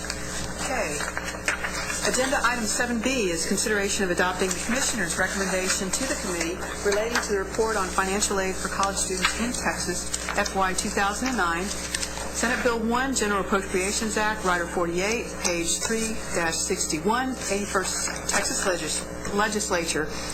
Jane Caldwell, Director of Grants and Special Programs, will provide a brief report, and so is Dan, on the significant findings. Good morning. The financial aid report that we provide the legislature each year is mandated by a rider to the appropriations bill. The data that we collect in order to produce that report comes from 4 different sources, the primary one being a student-by-student report that we receive from each of the institutions that participates in any of our state financial aid programs. That unit record report collects 61 different items per student, most of them having to do with financial aid that they received during the time that the report covers, and then a few data elements that have to do with demographics. May I have the next slide, please? In 2009, a total of 665,406 students were reported through the database as receiving some type of financial aid in Texas. The amount of money that they received totaled more than $6.43 billion. Now that's including all of the types of aid that that you're familiar with, grants, work study, and loans. For the first time this year in the report, we included a school-by-school listing of the amounts received and the numbers of recipients in these programs for your information, for the legislature's information, and also to allow the institutions to do some comparisons with one another as to their participation in the programs. Next slide. As you can see from this, unfortunately, borrowing in the state of Texas seems to be more important than it is in other states of the nation. The state students in Texas receive about 58% or 58% of the money they receive is in the form of loan, whereas on the national level it's 52%. The reliance on work study is just about the same, right around 1% in both of those areas. Next, please. The state also differs from other states in the extent to which it relies on federal financial assistance. 74% of the money that is received by Texas students is from the federal government. The other primary sources are the institutions themselves, obviously the state, and then other, which would be private sources that make funds available. Next, please. Jane? Yes, sir. Before you leave those pie charts, my question is, can we estimate or have we estimated how that will change for the 2010 and 2011 fiscal years? Because this is based on 2009 figures. Yes, sir. And we had a substantial increase in state student financial aid. We would hope certainly that the state's percentage would go up, but the truth be known, and the availability of federal aid, especially in the form of loan, will probably offset in terms of the source of the funds so that the state will stay in the 7% range. Whether the change in the funding, and as you said, is quite significant for this biennium, we would hope to see some improvement there, but again, we're competing with a moving target, and so it's very likely these percentages are going to stay pretty constant. I think one thing that would be, and maybe you've got this in here, but it would be instructive as we prepare for the coming legislative session, would be to have one pie chart that shows the share of state versus federal versus other sources on just grant aid alone, and maybe the same thing on loans, so that you can see those separately. Be glad to. And maybe that may show a slightly different picture. Okay, will do. This is a slide that I'm sure you've seen in the past. Unfortunately, it's saying much the same thing, and that is that even the poorest students, the students with the fewest resources, are having to borrow. More than 50% of the students in the EFC 0 to 9, in the lowest income bracket are having to borrow. The good news is that the families in the higher income levels are also able to get some grant aid. So you have some evening out of the distribution of the resources.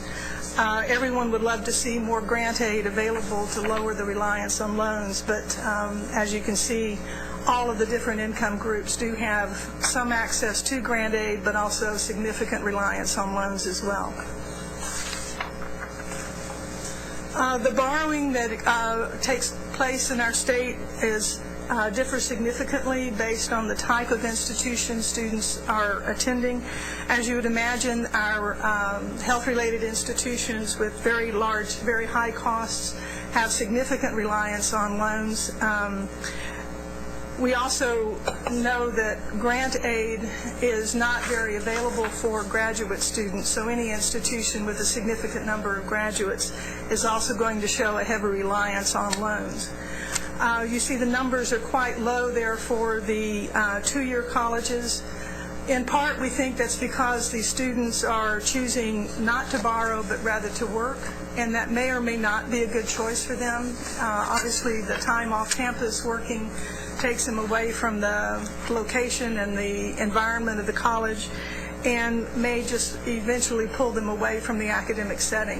One exception to that is the College Work Study program, and we'll talk a little bit more about that in a few moments. As was mentioned before, we've experienced some wonderful increases in the grant aid through our state grant programs. The largest increase and the largest program is the Texas Grant Program, which is shown in blue in this slide. The TEG program, which is limited to students attending private institutions, is that middle line. It also has seen increases in the last several years, and this is in part because the Texas Grant Program phased out students attending independent institutions, and there was additional money placed in the TEG program to cover some of those students who now would be shifted from Texas Grant to the TEG program. The small program at the bottom is our TEOG program, which is targeted to students attending two-year institutions. It is a small program, but it also experienced a significant increase from 14 million for last biennium to 24 million for this biennium. Next, please. One of the things that we've included in our report and we haven't had in the past is something we've referred to as program profiles. This lists some of the larger programs that we have profiled, and at the back of the report in Appendix N, as in Nancy, you'll see a series of profiles for these key programs. As you can see, the Texas Grant is the largest one in terms of money, the Texas Public Education Grant, the largest one in terms of numbers of recipients. Taking information from the financial aid database, we have taken three of the programs, our three key state grant programs, and compared them in this slide. On your left is an ethnic distribution of the recipients from 2009. On the right is an income distribution of the recipients. As you can see on the left, the blue, which is Texas Grant, has a significant number of awards going to students who are Hispanic or Latino. In part, this is an historic phenomenon in that when the program began, there was a requirement of having the recommended high school curriculum. And one of the areas of the state that had that in place already were in the position to note it on transcripts, high school transcripts and such, was the Valley. And so institutions such as UT Pan Am were able to jump in, take full advantage of this program from the get-go, and the program makes renewal awards to students continuing in the pipeline. So that's one reason why the Hispanic group has such good representation. But also the program is focused on, by statute, on the neediest of students. And our minority students, unfortunately, tend to have fewer resources than others, and so they are also targeted by that particular program. The same is true for the TEOG program. It is targeted towards the neediest of students. TEG has a broader distribution among incomes. It is the oldest program by far of the three. It was begun in 1971, and at that time there was no targeting towards any particular group, either ethnicity or by income. If a student has financial need, they are eligible to receive a TEG. And that's one reason why the income distribution of award recipients is so broad. But even in TEG, 56%, almost 57% of the recipients are from income groups or from families with incomes of less than $40,000. Yes, sir. Jane, given that, though, it follows the trend until you get to the highest income group on these graphs, which is $60,000 and over, and then there's a spike up for TEG. What's the root cause of that phenomenon? Remember, we're talking about income here rather than EFC. So one of the things that we're seeing is that you may have a family with a middle income or higher income with several members of the family in college at the same time. And their EFC would allow them to show financial need and fall into the category of eligible for TEG. Again, the TEG program has a requirement that you show financial need. It is not like Texas Grant or TEG limited to people who are in a certain EFC category. Presumably, it could also include some much more expensive institutions. Yes, sir. Yes, sir.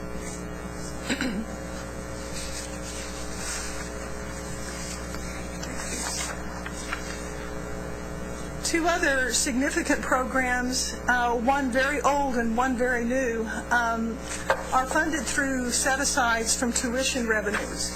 The oldest program we have is the Texas Public Education Grant Program, which in 2009 made awards to 103,000 students for more than $126 million. TPEG, as it's generally referred to, was in existence prior to 1971. It actually predates TEG by just a little bit, and at that time it was called the two-bit scholarship. And that was because 25 cents out of tuition revenues were being set aside for this grant program. It is an extremely, I'd call, wide-open program. You have to show financial need in order to qualify. But the set-asides are from statutory tuition, and every student who pays statutory tuition, whether it's resident or non-resident, can qualify. And so the program is open to graduates, undergraduates, full-time, part-time, etc. And the institutions are given the authority and the freedom to set up their own priorities in how they use the money. The vast majority of TPEG tends to go to students enrolled three-quarter time and so forth, but they do have the flexibility at the institutions to use this money to help students who can't qualify for other types of financial aid. House Bill 3015 is a relatively new tuition set-aside. It comes from designated tuition, so it began, in 2003? And institutions who are charging a designated tuition that is more than $46 per hour have to set aside 15% of that tuition revenue for need-based aid. And the vast majority of that money that's set aside is used for grant aid, which is what's reflected in this particular program. And again, just like TPEG, the requirements in statute are few, and so the distribution of awards among ethnicity and income groups is pretty broad. Next, please. As a part of the program profiles, we have included some performance measures for the programs. This is just a sampling for the Texas Grant Program and the Tuition Equalization Grant Program. What you see in this slide is in the first row of the table, the persistence rate of students who enrolled in fall 2008 and then came back in fall 2009. As you can see in Texas Grant, for public universities, the return rate was 89%. At public community colleges, 73%, and so forth. TEG is very similar to, or somewhere in the middle of what the public institution rates are. The section down below is looking at a 2003 entering freshman cohort and measuring the percent of that cohort that 6 years later have either graduated or still persisting in college. And so what you're seeing here are the students who graduated and those who are enrolled and still pursuing degrees. As you would imagine, at the various types of institutions, you can see some significant variances among those percentages. Within that graduation set of the part of the table, you'll have the first row is for students receiving no aid at all. So they're in the database, but they did not receive, although they did apply for financial aid. The second line, which is the third line of the table, are students who received a TEG or at a public institution a Texas grant. And then the bottom row are students who received other types of aid but didn't receive those particular types of assistance. Again, you can see the variances. When you have a chance to look at the program profiles, you'll see these kinds of statistics for each of the programs that is included. Next, please. I mentioned before that we'd spend a moment with work study. Work study has a reputation of being a tool for retention, in that anecdotally there's information that the program is positively correlated with students remaining on campus. And if you think about a student who might be living at home or off campus who goes to campus, takes 1 or 2 classes, and then goes off to work or whatever, they're going to probably see themselves as a student who happens to be taking a couple of hours at the local college, but not so much as a college student. If they're employed on campus, so they go to work, they then remain on campus, go to class, and that seems to create a bond with the institution that improves their persistence rate. When you have a chance to look at the program profile, you'll find that work study shows a higher persistence rate for the 1-year persistence rate than either of the grant programs that we were discussing. You can also see that it has a broad distribution both by income and by ethnicity. This is a program also that is not targeted toward the neediest. It is available for anyone who shows financial need, and so you have the broader distribution among the various populations. One of the things that we've had difficulty in getting a hand on with regard to assistance in Texas is merit aid. When the financial aid database was begun, we felt lucky to get the colleges to report those who had received aid. And slowly over time, we've been broadening the definition of the population to be included in that report, and now do include students receiving aid as long as they submitted an application for need-based aid. Within that mix, we received information about 107,000 students who received purely merit aid.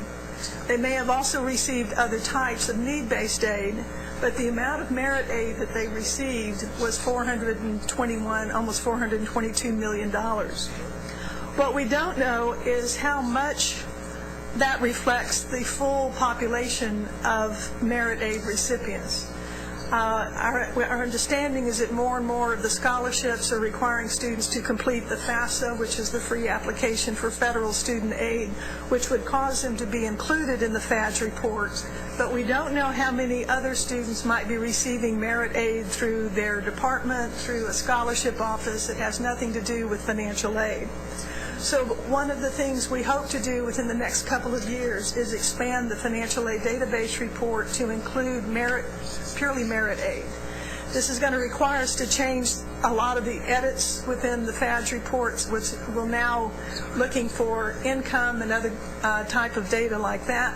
Obviously, for someone who is applying for purely merit aid, the parents aren't going to be giving income information and so forth. But we still need to have a better understanding of that piece of the puzzle.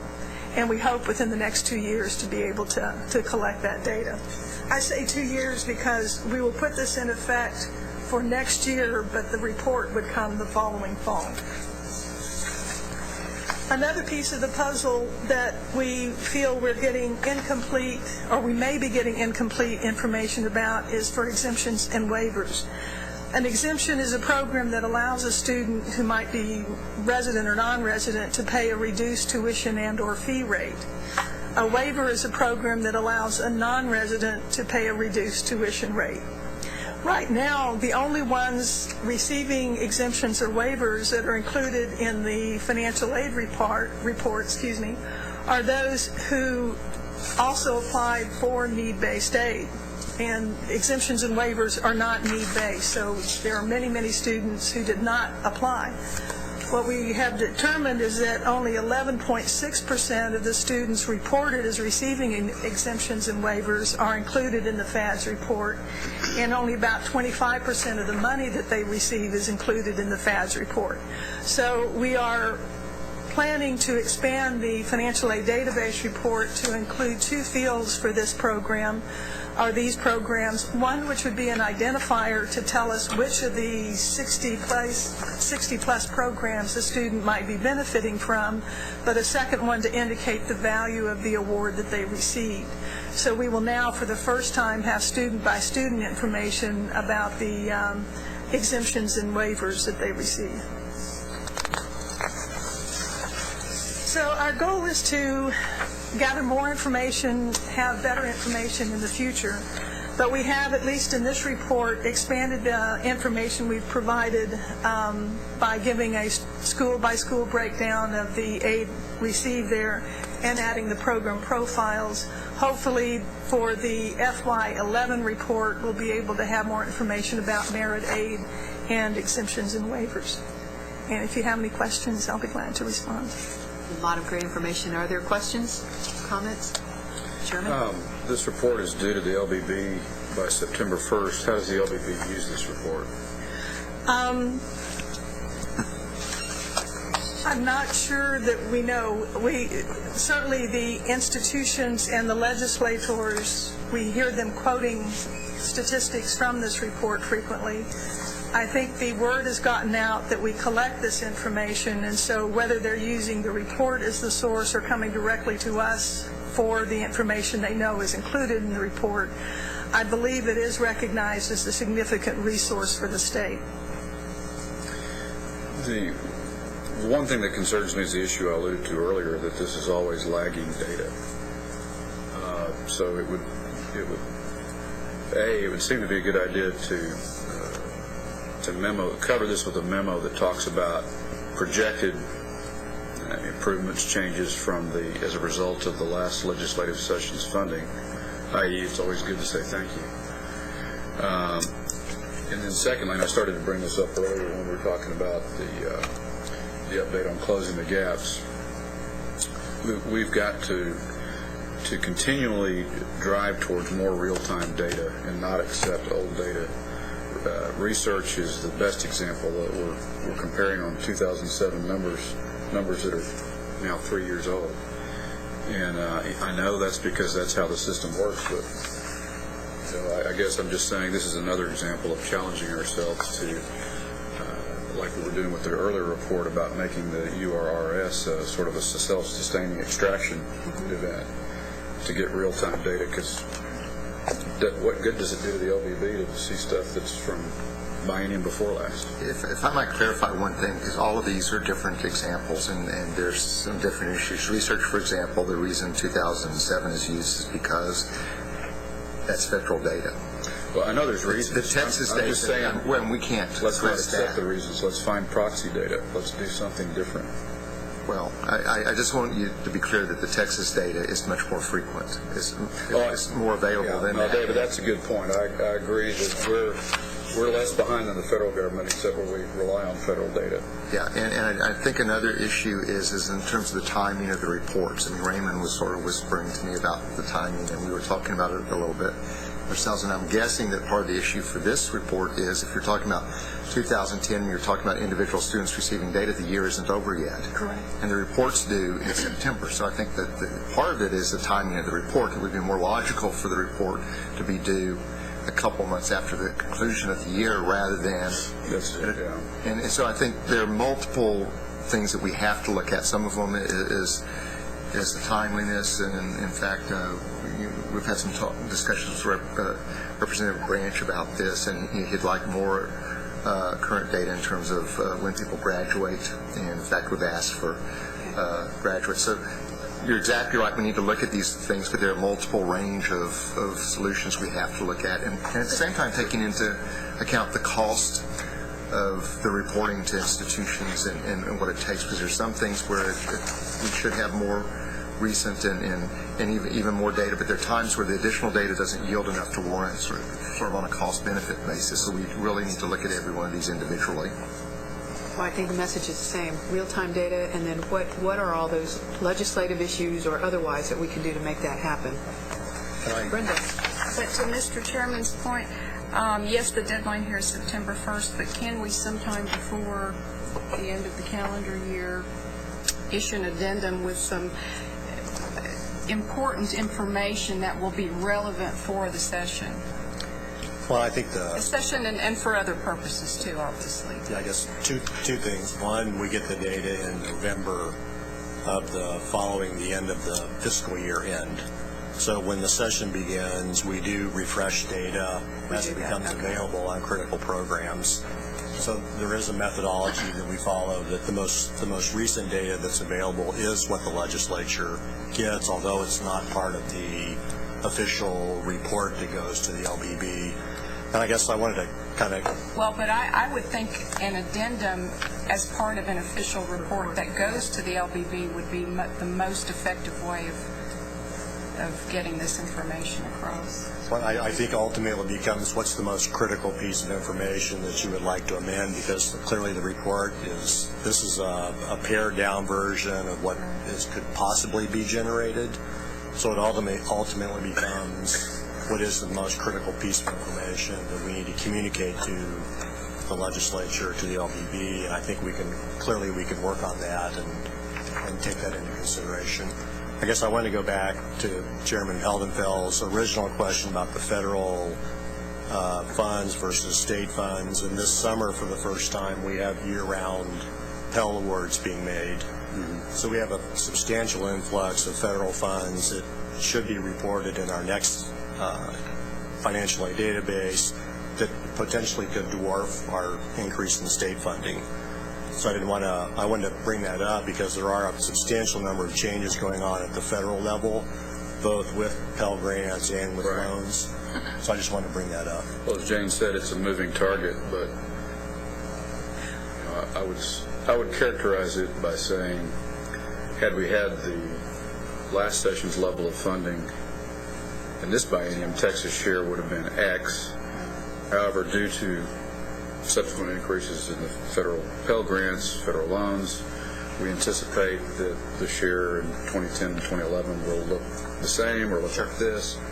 But bottom line is with the preliminary numbers on how many more students are being served by each ethnic breakout group is A, B, C, and D. Sure. And that could be done in one page. Okay. One other thing that I would mention is that for the state programs, we have in-house reports with data for the current year, typically available very soon after September 1. We just don't have the final version after all of the adjustments that take place at the end of a fiscal year take place. And that's one reason why the due date for the financial aid report is in November, is to get all of the dust settled and get it. But in the meantime, we do have year-end report data. It is compared to what comes in on the FADS when it comes in, and the colleges are required to reconcile it. But until that final certification, we do have a set of data that has been temporarily certified by the institutions that is just waiting for the confirmation when that final report in the FADS format comes in. We don't have student-by-student data at that time. We have aggregated, and at the end we get the other. That's why I say in the short term, it's, I'm not looking for this to be regurgitated after November, but rather, just 2 or 3 slides being updated for what the projected or anticipated aggregated data looks like. And then perhaps within a couple of years, we will get to the point, like David said, to either changing deadlines or making the data really extractable through what the universities are already reporting and keeping up on a regular basis, and have to do less and less of the paperwork crunching part. Okay. Any other further comments or questions? Okay. May I have a motion to adopt the Commissioner's recommendation to the committee relating to the report on financial aid for college students in Texas, fiscal year 2009.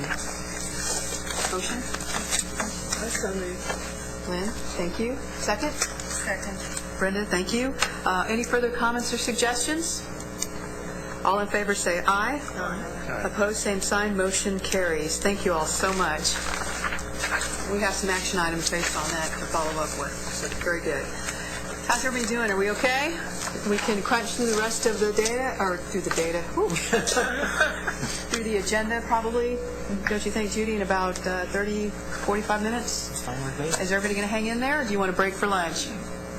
Hang away? We've got snacks. Help yourself to tide us over. All right. Agenda item 7C is consideration of adopting the staff's recommendation to the committee relating to the request for proposals regarding the college readiness assignments field test projects, fiscal year 2011 to 2013. Dr. Kramer, Senior Program Director in College Readiness Initiatives, will present this item. Welcome. Thank you, Madam Chair. Committee. We are asking the committee to approve staff recommendation to issue an RFP regarding the College Readiness Assignment Field Test for the fiscal years 2011 to 2013. This would be a 3-year project. The development of the college readiness assignments that would be field tested mark the conclusion of a 3-phase project with the Education Policy Improvement Center, which was approved by the board in July of 2008. The agent with a successful proposal will design and manage this field test and engage in partnerships with institutions of higher education and public schools. It would also create and deliver professional development and set up a mechanism for the development of additional college readiness assignments. Staff expect that this project would reach up to 900 faculty and perhaps as many as 10,000 students across the state. Since providing the blue page, staff has determined through consultation that it would be wise to separate out the evaluation under a separate RFP. This is not reflected in the blue page, but within the total cost of the project and the description as it stands in the blue page, that is all correct. The evaluation RFP, we would expect that the successful proposal, the agent would provide a process evaluation of the field test and the training and evaluate the effectiveness of the college readiness assignments. We will make these changes when we send the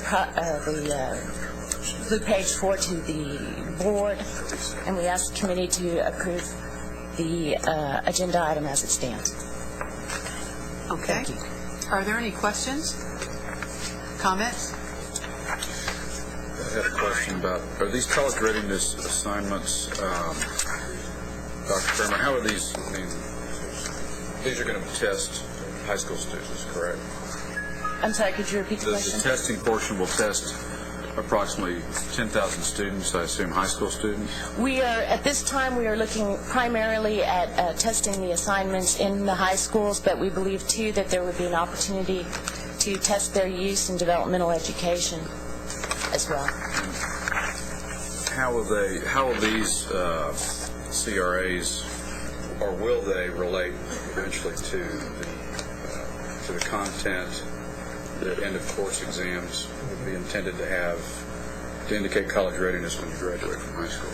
Well, the assignments are the ones that have been developed so far and that we will continue in developing are based on the college and career readiness standards. And as you know, the critical CCRS are being tested through the end-of-course exams, so they are intricately linked. But will this be a separate exam we're asking students to take? Oh, no. These are not assessments per se. They are project-based assignments that have scoring rubrics, so there is a consistency of method in scoring the assignments, but they are assignments as opposed to standalone assessments that would be integrated into the curriculum. It's to help the teachers and the students as they prepare and go through the college and career readiness standards. It's supporting material, teaching material. Please. I think this is such an important strategy toward getting to our end goal. And it's really kind of brilliant when you think about it, that we didn't have to, have a bullfight or anything. We just get her done. just had just developed the field test and the exam, and it's good for everybody. Good work. Any further comments? Absolutely. It all comes together well, doesn't it? And I think what's important is if you keep leveraging on our past investments, keep going and moving forward. It's not often that you see systemic change. It's going to take a while, follow through and continue on. So thank you for your consistency and your keeping with where we're trying to go. Are there any comments or questions further? Okay. Is there a motion to approve? Move to approve. Is there a second? Second. Thank you. All in favor say aye. Aye. Opposed, same sign. Motion carries. Thank you so much. Just one brief comment. I think one of the great things about today's meeting is you're beginning to see sort of the fruit of your labors and the staff's labors over the past several years is really beginning to hit the table now, and I think it's really exciting. This is an elephant kind of thing. Pregnancy for sure. Okay, great. Thank you. Thank you. I'm staying. Okay. Thank you. Moving on. Dr. Kramer will stay Every day. Agenda item 70. Okay. Consideration of adopting the staff recommendation to the committee relating the request for proposals regarding the vertical alignment training project fiscal year 2011-2012. Dr. Kramer. Thank you. And I'm glad you just mentioned the building on our past work, because this next item is specifically to that end. We are asking the committee to approve staff recommendation to issue a request for proposals regarding vertical alignment training. This project aims to bring together the tools and resources that have resulted from various coordinating board projects that are either concluding, have concluded, or close to. We would include work developed from the CCRS validation study, model vertical alignment projects across the state, as well as some of the work being done by the Tuning Texas projects, among others. This information would be gathered and shared broadly for purposes of regional vertical alignment.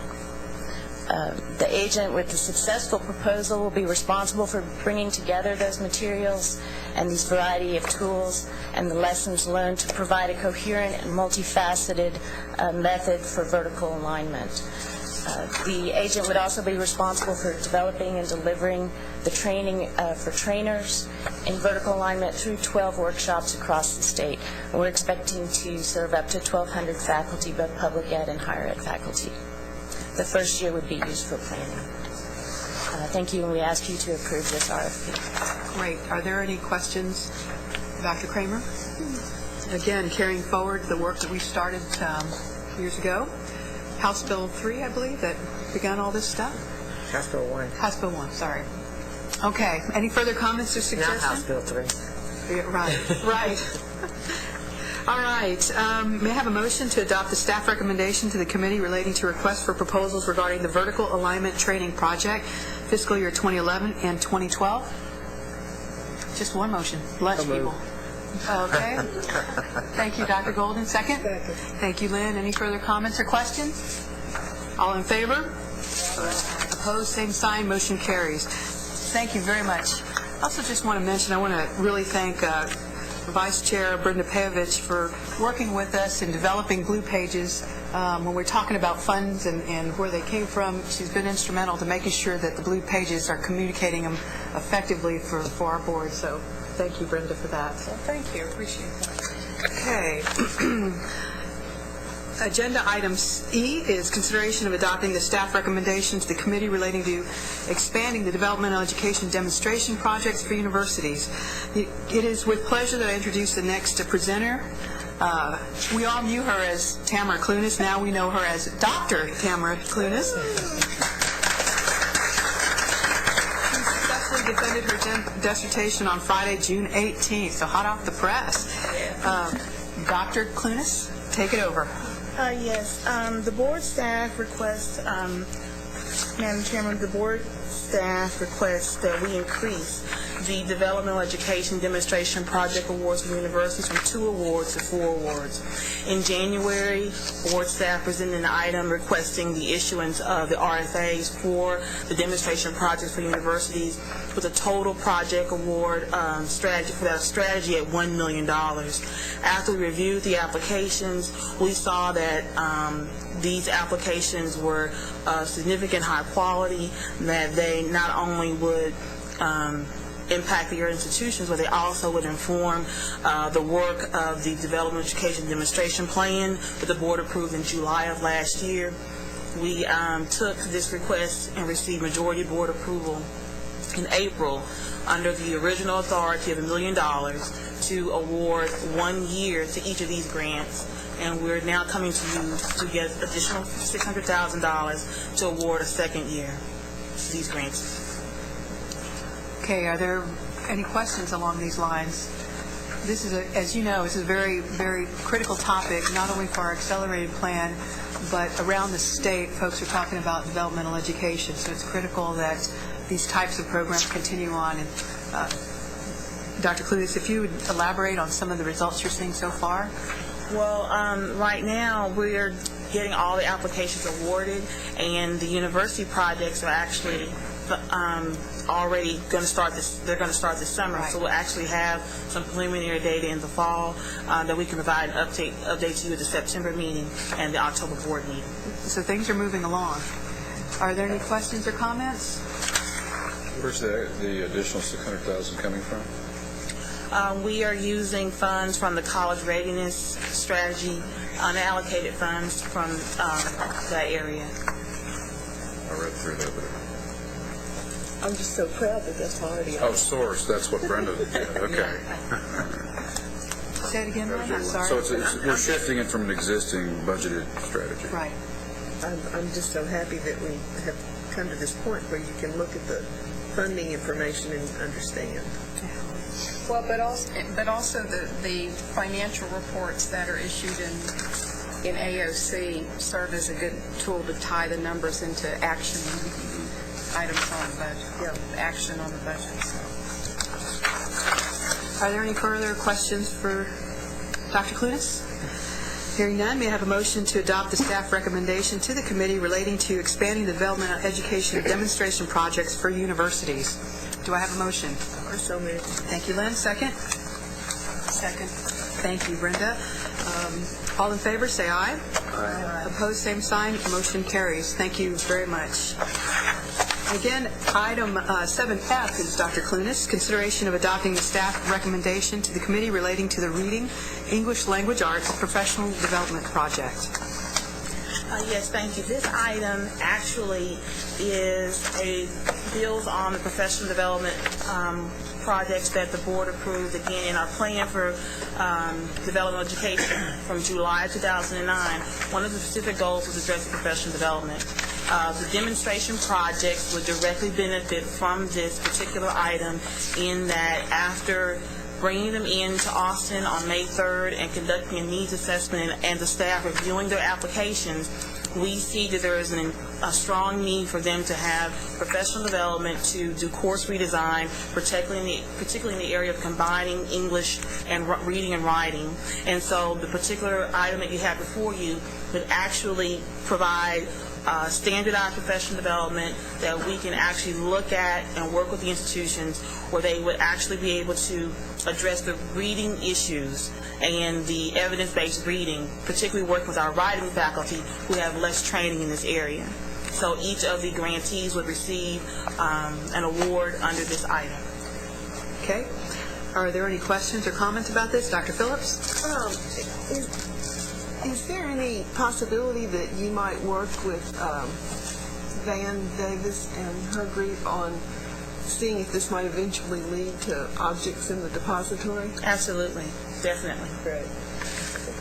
I move approval. I have a motion to approve and adopt the staff recommendation to the committee relating to the Reading Professional Development Project. Do I have a second? Second. Thank you, Dr. Goldman. All in favor, say aye.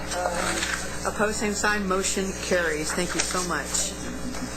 Okay, switch out.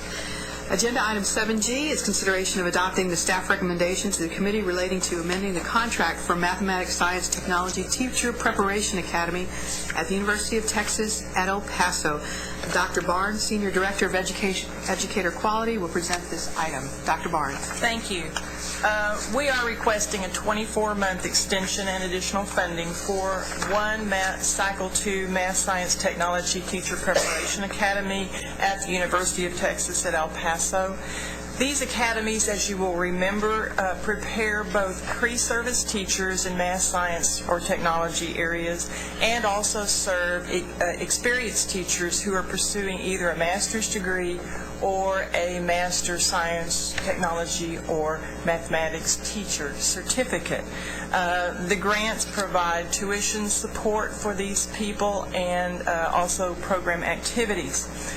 In late 2008, there were 5 Cycle 2 academies funded for the first 18 months through August 2010. Last summer at this time, 4 of those academies came forward and requested to have an extension so they could serve another cohort of teachers. At that time, the University of Texas at El Paso did not choose to come forward because they anticipated competing in a future cycle. Given the nature of the budget situation going forward, they have now requested that the board consider extending their contract, which is now currently scheduled to end August 2008. We do have funding set aside for these math science academies. We had always assumed they would ask to be extended. They will hope to serve an additional 24 either pre-service or in-service teachers. They have been successful in their first nearly 2 years of service. They have produced more than 90 math science integrated lessons that are available for other academies to use. They have established a student organization to help recruit other math science undergraduate students into teacher education. And we do feel that staff feels this is a strong program, and we would recommend your approval. Okay. This is really to get UTEP up on par with the others. The other 4 in their cycle, that's correct. Okay, so are there any questions or further comments about this? Yes, Madam Chair. Yes, please. Why are we not inviting new proposals? Why we are just giving them additional grant of why don't we let them compete with the other institutions? We actually received a fairly significant cut in this funding in the 5%. This money actually comes to us from TEA through an MOU, and TEA reduced the amount of money we have for this program relatively significantly. So what we would like to do is this will serve another cohort of teachers at UTEP, and we would suggest that you can get that money out and use it much more expeditiously for the $400,000. Are you saying that they have gone up the learning curve and they can produce better results than other institutions? Sir, yes, they have a very strong program. Good question, Dr. Agrawal. Any other comments or questions? Hearing none, may I have a motion to adopt the staff recommendation to the committee relating to amending the contract for the Mathematics, Science, Technology Teacher Preparation Academy at the University of Texas at El Paso. May I have a motion? So moved. Thank you, Dr. Golden. Second? Dr. Agrawal? All right. I have a motion and a second. All in favor? Aye. Aye. Opposed? Same sign. Motion carries. Thank you, Dr. Barnes. Okay, agenda item 7H is consideration of adopting the staff recommendation to the committee relating to the AmeriCorps grant for program year 2009-2010. Dr. Laredo. Starting, I guess in November, we started watching budgets very closely to ensure that all monies would be spent by the time the grant programs ended for those ending at the end of August. And in reviewing our budgets, we found that there were some projects that were not spending the money and other projects that would like to have some additional money for the training and work of what they are doing. When you increase a budget by more than 10%, I need to bring it back to the board for an amendment. And that's why we are bringing it back to you today. You'll see on the second page, you will see where the additional funds are being provided to the 4 universities out of the 10 that were funded. And those funds will be finished by the end of August. Again, much of a reallocation than anything else. That is correct. Okay. Are there any questions or comments about this? A little bit of housekeeping. Okay. It's managing money. May I have a motion to adopt the staff recommendation to the committee relating to the AmeriCorps grant for program year 2009 and 2010? Motion? So moved. Thank you, Dr. Golden. I owe you about, I don't know how much. Second? Second? Okay, Brenda Kim. Thank you. I have a motion and a second. All in favor? Aye. Opposed, same sign. Motion carries. Thank you. Agenda item 7I is consideration of adopting the staff recommendation to the committee relating to the College Access Challenge Grant to establish the Texas College Advising Corps. We have Matt Oram, Director of College Access Initiatives, AUT, Institute for Public School Initiative, Dr. Hurd from University of North Carolina, Director of the National College Advising Corps, and they will make us make a brief presentation. Welcome back. Thank you. Thank you, committee members. It's great to be back here in Texas. I flew in this morning, and I'm all energized because you're going to see that we're about to turn Texas green on our slides, so it's very exciting. If I can refresh your memories from the last time we were here, the College Advising Corps, if we can go ahead and advance the slide, is a program where we take recent graduates and put them in our low-income, underserved high schools to get more young people going to college. So our mission is to bring talented, young, enthusiastic advisors, and I've got a few of them behind me that you're about to meet, into these classrooms to really help young people with the financial aid process, the admissions process, making sure that they're aiming high and that they're going on to post-secondary education. We're a nationwide consortium of colleges and universities, and in our work, we partner with our high schools in ways to assist our counselors and our teachers in helping those college dreams become a reality.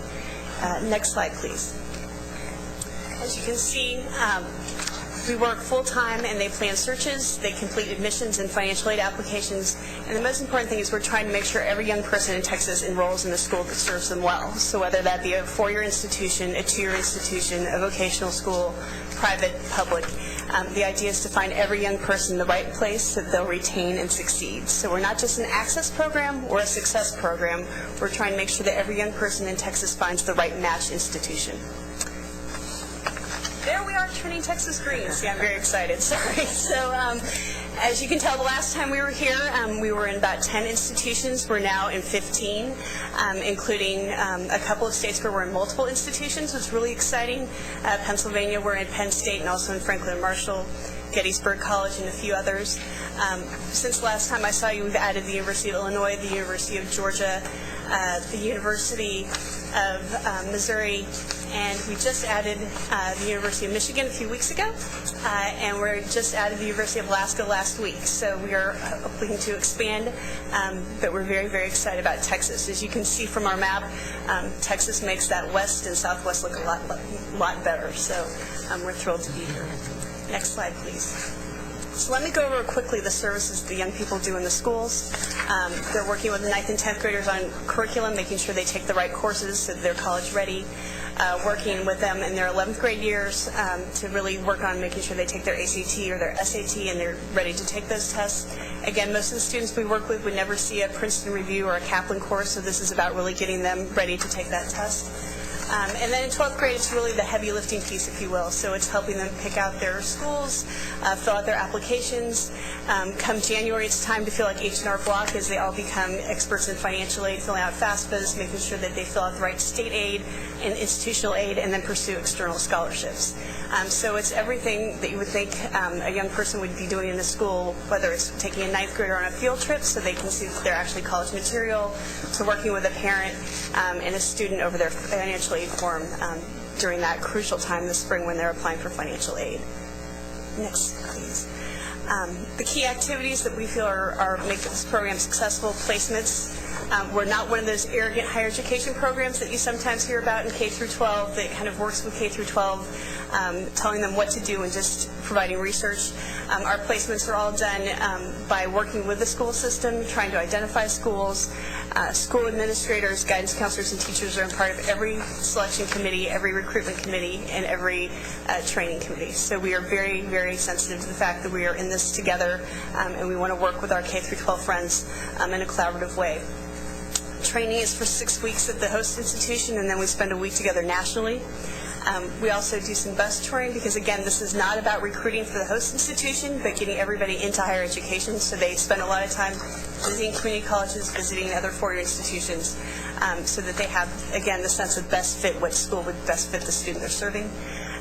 As you can see from behind you, and Matt will talk about it, before we had a plethora of applications this first time out, and so we try to recruit diverse, thoughtful public servants to be part of this corps. We have over a 99% retention rate during the year. We don't lose advisors during the year. And we have a second year that's optional upon mutual agreement of the school system, the university, and the advisor. And this year we had an 84% retention rate to the second year. And everyone we lost went off to graduate school. And then campus outreach, community outreach, again, we try to make sure that the young people are placed in communities where they are integrated. They are not road runners. So the advisors that are sitting out of UT Austin will not be living in Austin. They'll be living full-time in the communities they're serving. Next slide, please. Again, the idea is to do two things. One is to make sure that our first-generation low-income and underrepresented students go to colleges that serve them well. And the second is to develop these recent graduates as public servants.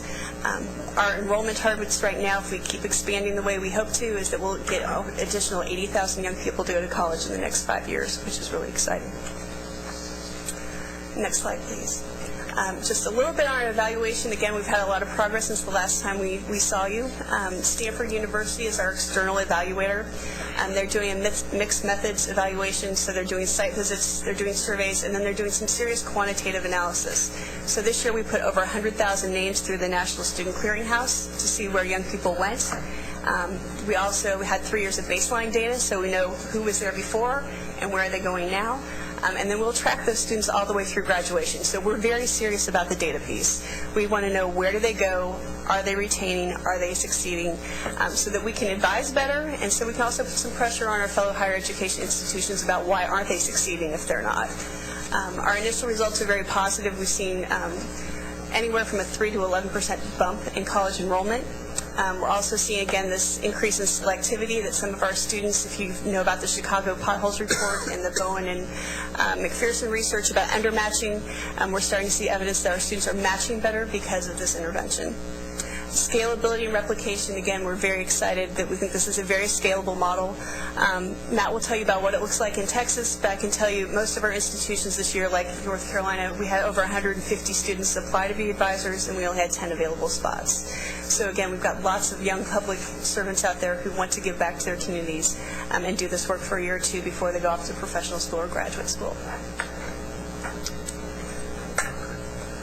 Commissioner? Just a quick question. Who exactly at Stanford is doing the evaluation? So it's Eric Bettinger, and Dr. Bettinger is the one that recently did the study with Bridget Terry Long out of Harvard, the FAFSA completion study that H&R Block. He's a wonderful scholar and great colleague. Matt, before you go into the details of Texas, and I know you're very excited. We are very excited. You've been a believer in this program. Lynn, I think you and I were the only ones that were on the board when they came back in 2007, and we were excited then. Yeah. So my colleagues on the board, this is a long time coming. So Matt, Well, tell we us how have it's going to work. persisted for over 2 years to bring this program Our to persistence rate Texas. is high. See that? And See how that so works? this persistence rate is very high.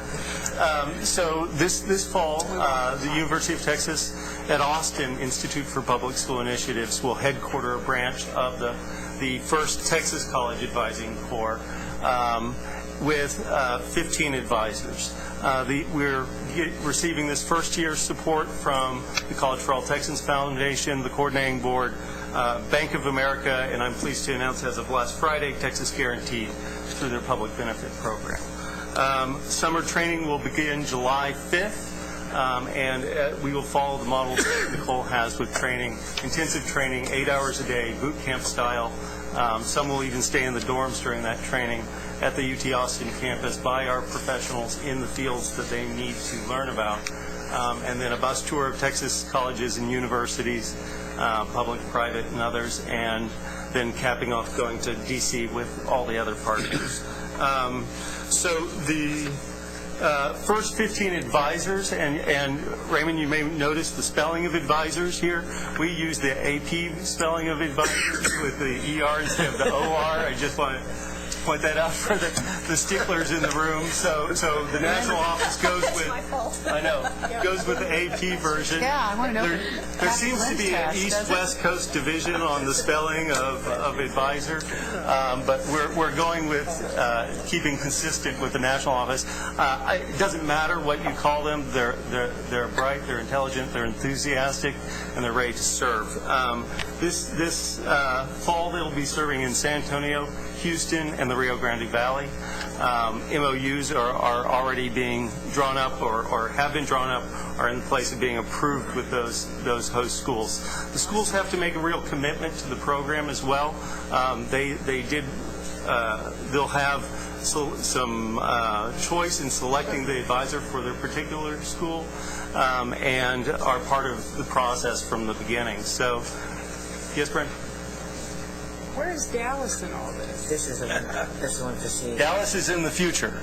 Yes. I know, but I want... You want to make sure you say that. We are really committed to Dallas. I can promise you Dallas is on the radar screen. We have a couple of friends at universities in Dallas who've already said that they are eager to be on board. Is that a short radar, a medium radar? That is a short radar. That is a short radar. That is a short It might have taken us a while to get here, but now we're going to expand quickly. At the House Higher Education Committee, we presented this model, and someone asked where Austin was too, and so we are looking at ways to bring this to more communities in the very short term. So. Just wait till you meet the advisors or whatever. Then you'll really want it in Dallas when these young students show up and talk to you about it. It's awesome. So the other thing that these advisors will do is they will provide direct grassroots support in the schools for the Generation Texas campaign. We have already been in contact with Milkshake Media and the others, and Andy and others, to link their activities in with this, to provide sources for social media, for other things. There's a number of different ideas how to leverage their service in these schools to advance the mission of Generation Texas. Milkshake was kind enough to do this mock-up of the co-brand on this slide.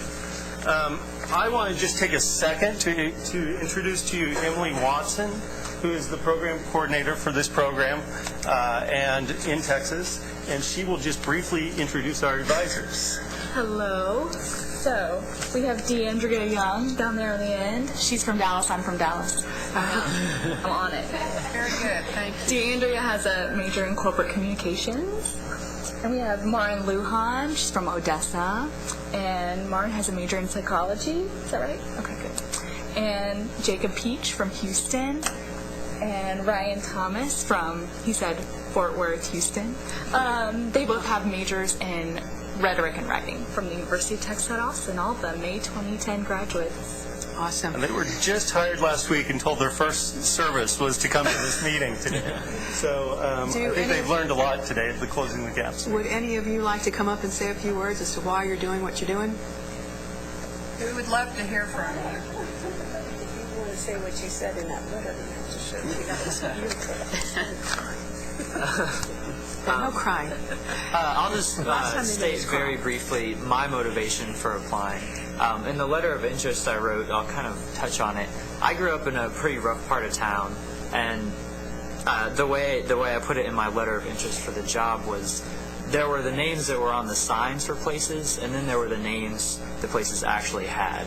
So I lived across the street from a convenience store that the sign said Stop and Go, but as far as everyone around me was concerned, it was the Stop and Rob. My apartment complex was technically the Village in the Woods, but everyone just called it Village in the Hood.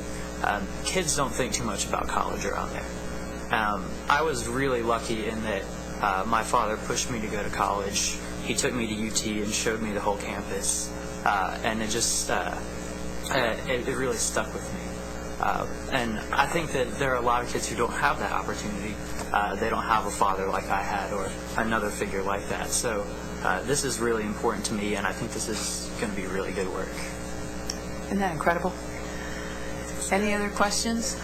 I just have a quick question. Are the when you send advisors to schools that have predominant Latino population, they speak Spanish? Absolutely. So we try to match the demographics of the school with the demographics of the advisor. And as you just so beautifully put, I mean, the one thing that always inspires me is we interview advisors. Most of them will say the reason why they're doing this work is because there were kids next to them in their classes that should have been there and weren't. And so they get it. And so I think, again, a lot of them come from very similar backgrounds, whether it be low income, whether it be underrepresented, whether it be first generation. So while we spend a lot of time training them, they also get it because they've lived it. Absolutely. I have a question. Are you all going to use social media, Twitter, and all that stuff to stay in touch with students? And to be quite honest, I haven't really thought about that too much. But I'll definitely be exploring all avenues to stay in touch with the community. well, there's a particular reason I'm asking the question. One of our board members has been telling us we ought to do this for years, and we're doing it with Generation Texas. And so I'd love to see that we use that means as well to stay in touch with students. Greg, we've actually talked about, and Lumina has a campaign now called Know How to Go, and our advisors nationally are on a blog where you can write in and blog with these advisors and get real-time advice. So it'd be great to do something like that in Texas and even take it further. You know, ping people. I know you haven't taken your test yet. Ping. It's time to enroll. You know, today's your deadline for your FAFSA. Ping. Some of them will see that on their cell phone and respond in ways they never would respond if one of us actually tapped them on the shoulders. Brenda, do you have a comment? A comment and a question. Ryan, Jacob, Marin, DeAndrea, thank you so much for being here today. It is so important that we see you, that we talk with you, especially when we're dealing with such an important initiative. With you guys in charge, we are no doubt going to be successful, so thank you so much. My question is, you know, I like to talk about the outcome evaluations, and it sounds like you have good methodology for putting together the information and measuring the information. How soon will Texas receive Texas-specific information? So Matt and I are working on baseline data as we speak. Again, our requirements have been that we have to have 3 years of baseline data to be one of our high schools. That's how serious we've been about data. So after having 3 years of baseline, we'll have Eric Bettinger take that and put it through the National Student Clearinghouse so we know what the baseline is in our Texas schools. And then part of our ongoing evaluation is as soon as we serve those students, we'll then run them through. So basically next fall, we'll know how this first group did in terms of college enrollment, but we'll have baseline by the end of, we'll have baseline hopefully by December at the latest.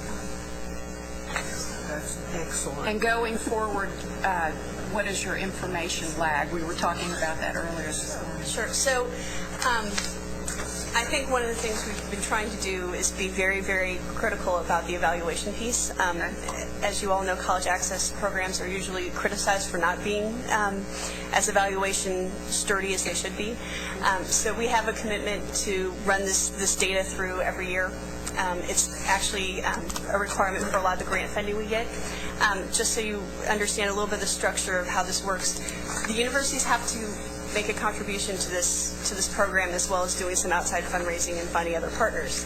And so all of those grant applications have an evaluation component that we have to agree to at the national office. So our absolute compliance, if you will, measure is that every university has to, A, comply with this 3-year baseline data piece, B, use the Connect EDU system so that we can track services as they happen, and produce weekly reports at the university level and monthly reports at the national level.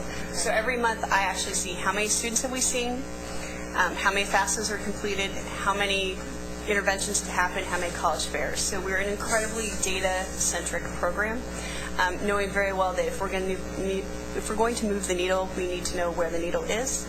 And once we know something works, we need to make sure that we spread it out to the rest of the network. Any further questions or comments? Dr. I just wanted to ask you, it said that you said there would be preliminary baseline data around December. Our committee meets again in December around the second week, so maybe we can keep in touch because the data is available. I'd like to present it to them at that time. I would be happy to do that, and I'd be happy to come back to Texas. I hope to spend a lot of time here as we ramp this up. So what does that mean, preliminary baseline data? What's the baseline data? So that's taking all the students that are in the school and running their information through the National Student Clearinghouse to see where they went to school, whether it's a 2-year or 4-year institution, to see what the actual college enrollment rate of the high school is. We already have that for those who go in Texas, which could reduce. Right. It doesn't actually. Right. I do know that. I think we're coordinating the Texas piece. We're also trying to capture the students that go out of state. I know. I'm just saying you can reduce your costs by not Right. being able to pick those students. And I think they charge you, I assume, like everyone else, on a per record basis, right? I think the way we budget Texas is that we wouldn't have to worry about the Texas students, we'd worry about the out-of-state students in terms of how we would work with Eric Bettinger and then work with the folks here in Texas on how we're going to collate that data together. And I believe your coordinating board data captures some students that the National Student Clearinghouse may miss, too. There's some institutions in Texas that are not. Right. So my point is, when you take the record and match it, I think those of you who are in Texas institutions, and you don't have to pay to have them matched. Right. Thank you for pointing that out. We'll make sure that we coordinate that. Are there any other further comments or questions? Hearing none, may I have a motion to adopt the staff recommendation to the committee relating to College Access Challenge Grant to establish the Texas College Advising Corps? I so move. Thank you, Lynn. A second? Second. Okay, Dr. Golden, thank you. Are there any further comments? All in favor? Aye. Opposed, same sign. Motion carries. Thank you all very, very much. And to our student advisors, thank you guys. Well, not student advisors, the advisors. Thank you all very much for your work. None of this could be done without you all. So we really appreciate your public service and giving of yourself in this way, that's for sure. Thank you all. Okay.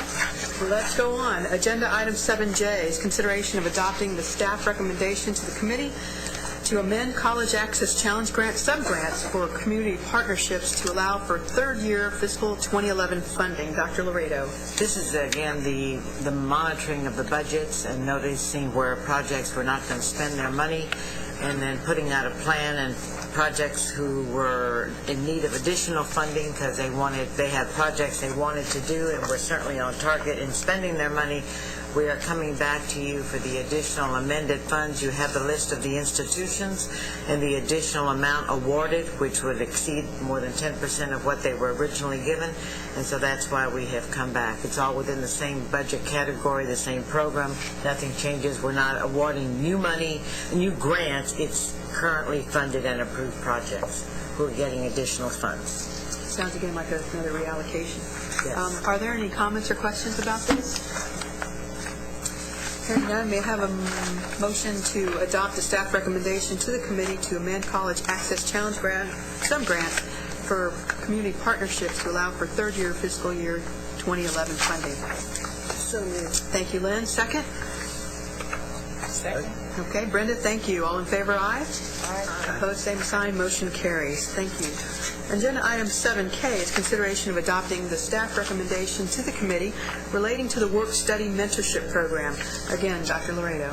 This is again reallocation request for amendments for projects who were not spending their money in a timely manner. We had other projects that needed some additional funds to continue with their work, and that is what this item is requesting that additional $404,000 reallocation to currently approved programs. These are not new programs, it's currently approved.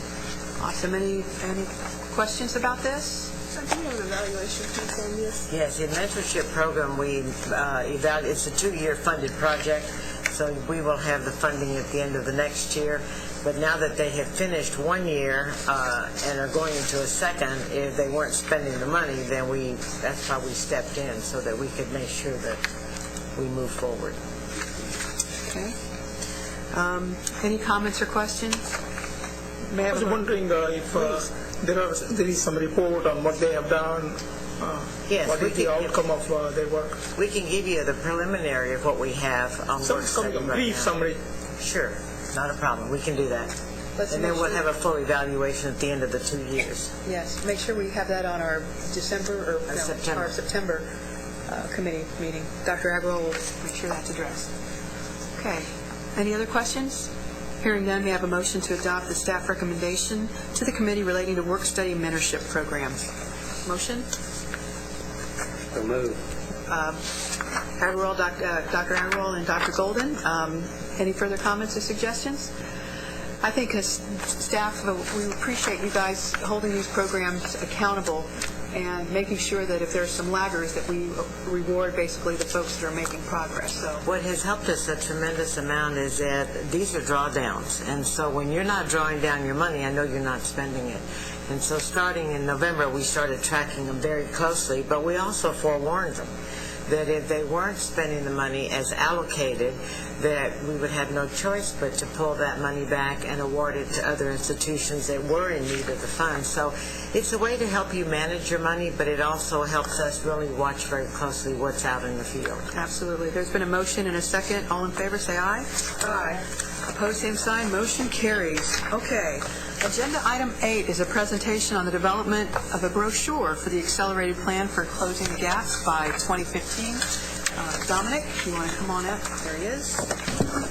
Dominic Chavez, Senior Director of External Relationships. The relations will, I hope we have relationships out of our relations, will present this item. Dominic. Great. Good afternoon. Good afternoon, Dominic Chavez, Office of External Relations. You should have a brochure coming around to you. This is literally hot off the presses. We're just printing it, and we're smell the mimeograph? No. Yes, we're still in refinement. This is what we're in the process of doing is developing some materials that we can use in outreach to our various stakeholders and partners in higher education. Particularly as they relate to the accelerated action plan that the board adopted in April. This brochure that you have in front of you is being supported by a portion of the strategic planning grant that the board received from the Gates Foundation, the Houston Endowment, the Greater Texas Foundation, and the Meadows Foundation.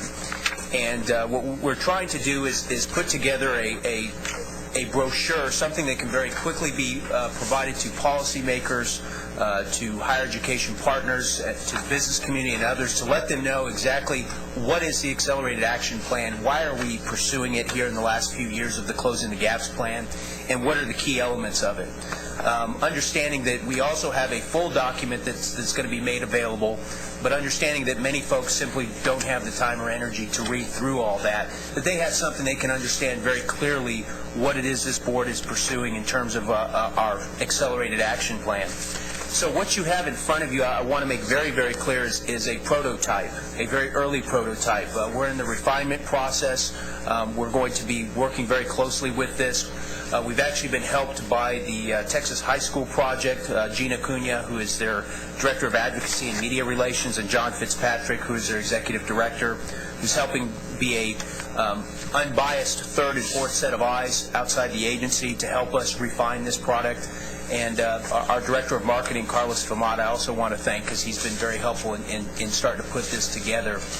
But the concept here, again, is that in very short order, that this would be an entree to the full report, that this would be something that a person could pick up and would understand what it is we're trying to achieve with the Accelerated Action Plan, and would be pointed to the full resource document if that's something they wanted to learn more about. You'll also notice that we'll be refining some of the numbers on the progress that we've made. You've heard some new numbers today from Janet Benke as part of the Closing the Gaps July progress report that we received related to the for-profit schools. So we want to make sure that those numbers are included in the progress bullets that you see there on the brochure, so that the full picture of where we are in Closing the Gaps is captured.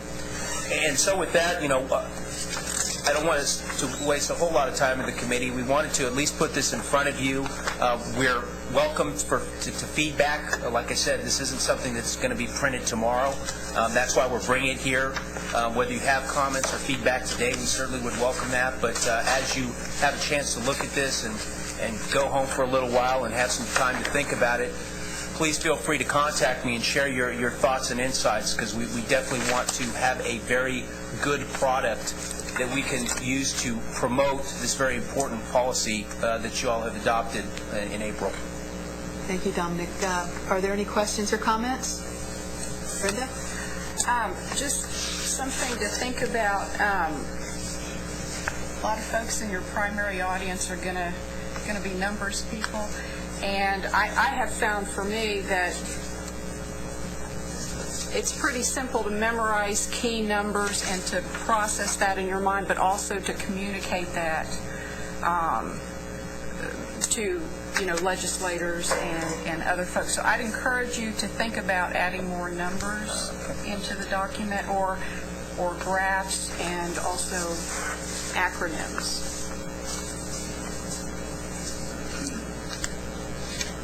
Okay, thank you. Dr. Phillips. Will this come out sort of media ready, like on PDF or something, like I could put on my Facebook? And you go, girl. Absolutely. We should all. I mean, absolutely. When this is, and I also want to make clear, this is something that was just printed internally. We'll be printing this with an actual printer on some nice material, so this won't, this isn't the final state. But yes, our intent is that both this piece and the actual Accelerated Action Plan will be posted and available on the website, and will be media ready as well, because we want to make sure that it can be distributed to the widest audience possible. But for example, we'll be going to Washington at the end of July with the commissioner to talk to some of the higher ed leaders there. This is a type of material we want to take to them to say, this is what Texas is doing, this is the progress we've made, and this is what we have going forward. So yes, we'll do all those things, and we'll have that prepared once this is ready to go. Any further questions, Dr. Agrawal? What about adding this logo of Generation Texas logo to this? Yeah, that looks pretty great impressive. catch. real good idea. Yeah, that's a great point. Great catch. Any other further comments or suggestions? Well, as Dominic has said, we can take this back, digest it. There's other things we'd like to see, either email or we can discuss at our next committee meeting in September. Okay? All right. Wonderful. Thank you very much for your work, Dom. Thank you. Okay. A great agenda item. Agenda item number 9 is lunch.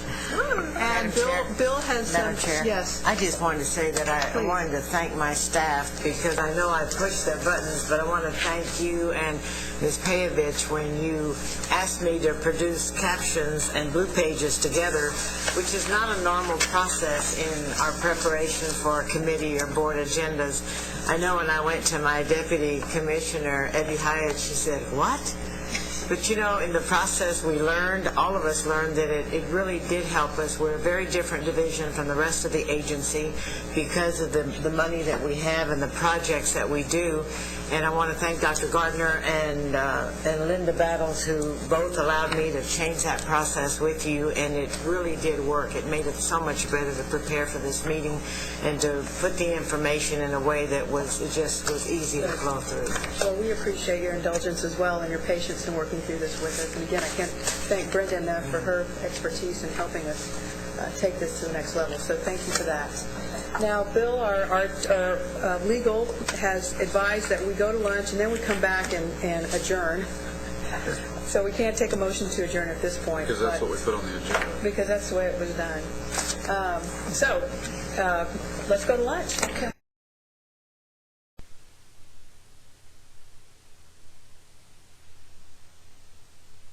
Very nice. We adjourn, Madam Chair. We have a motion. Do we have a second? That's second. Second, all in favor? Aye. Opposed, same sign. We stand adjourned. Thank you. That was anticlimactic, wasn't it?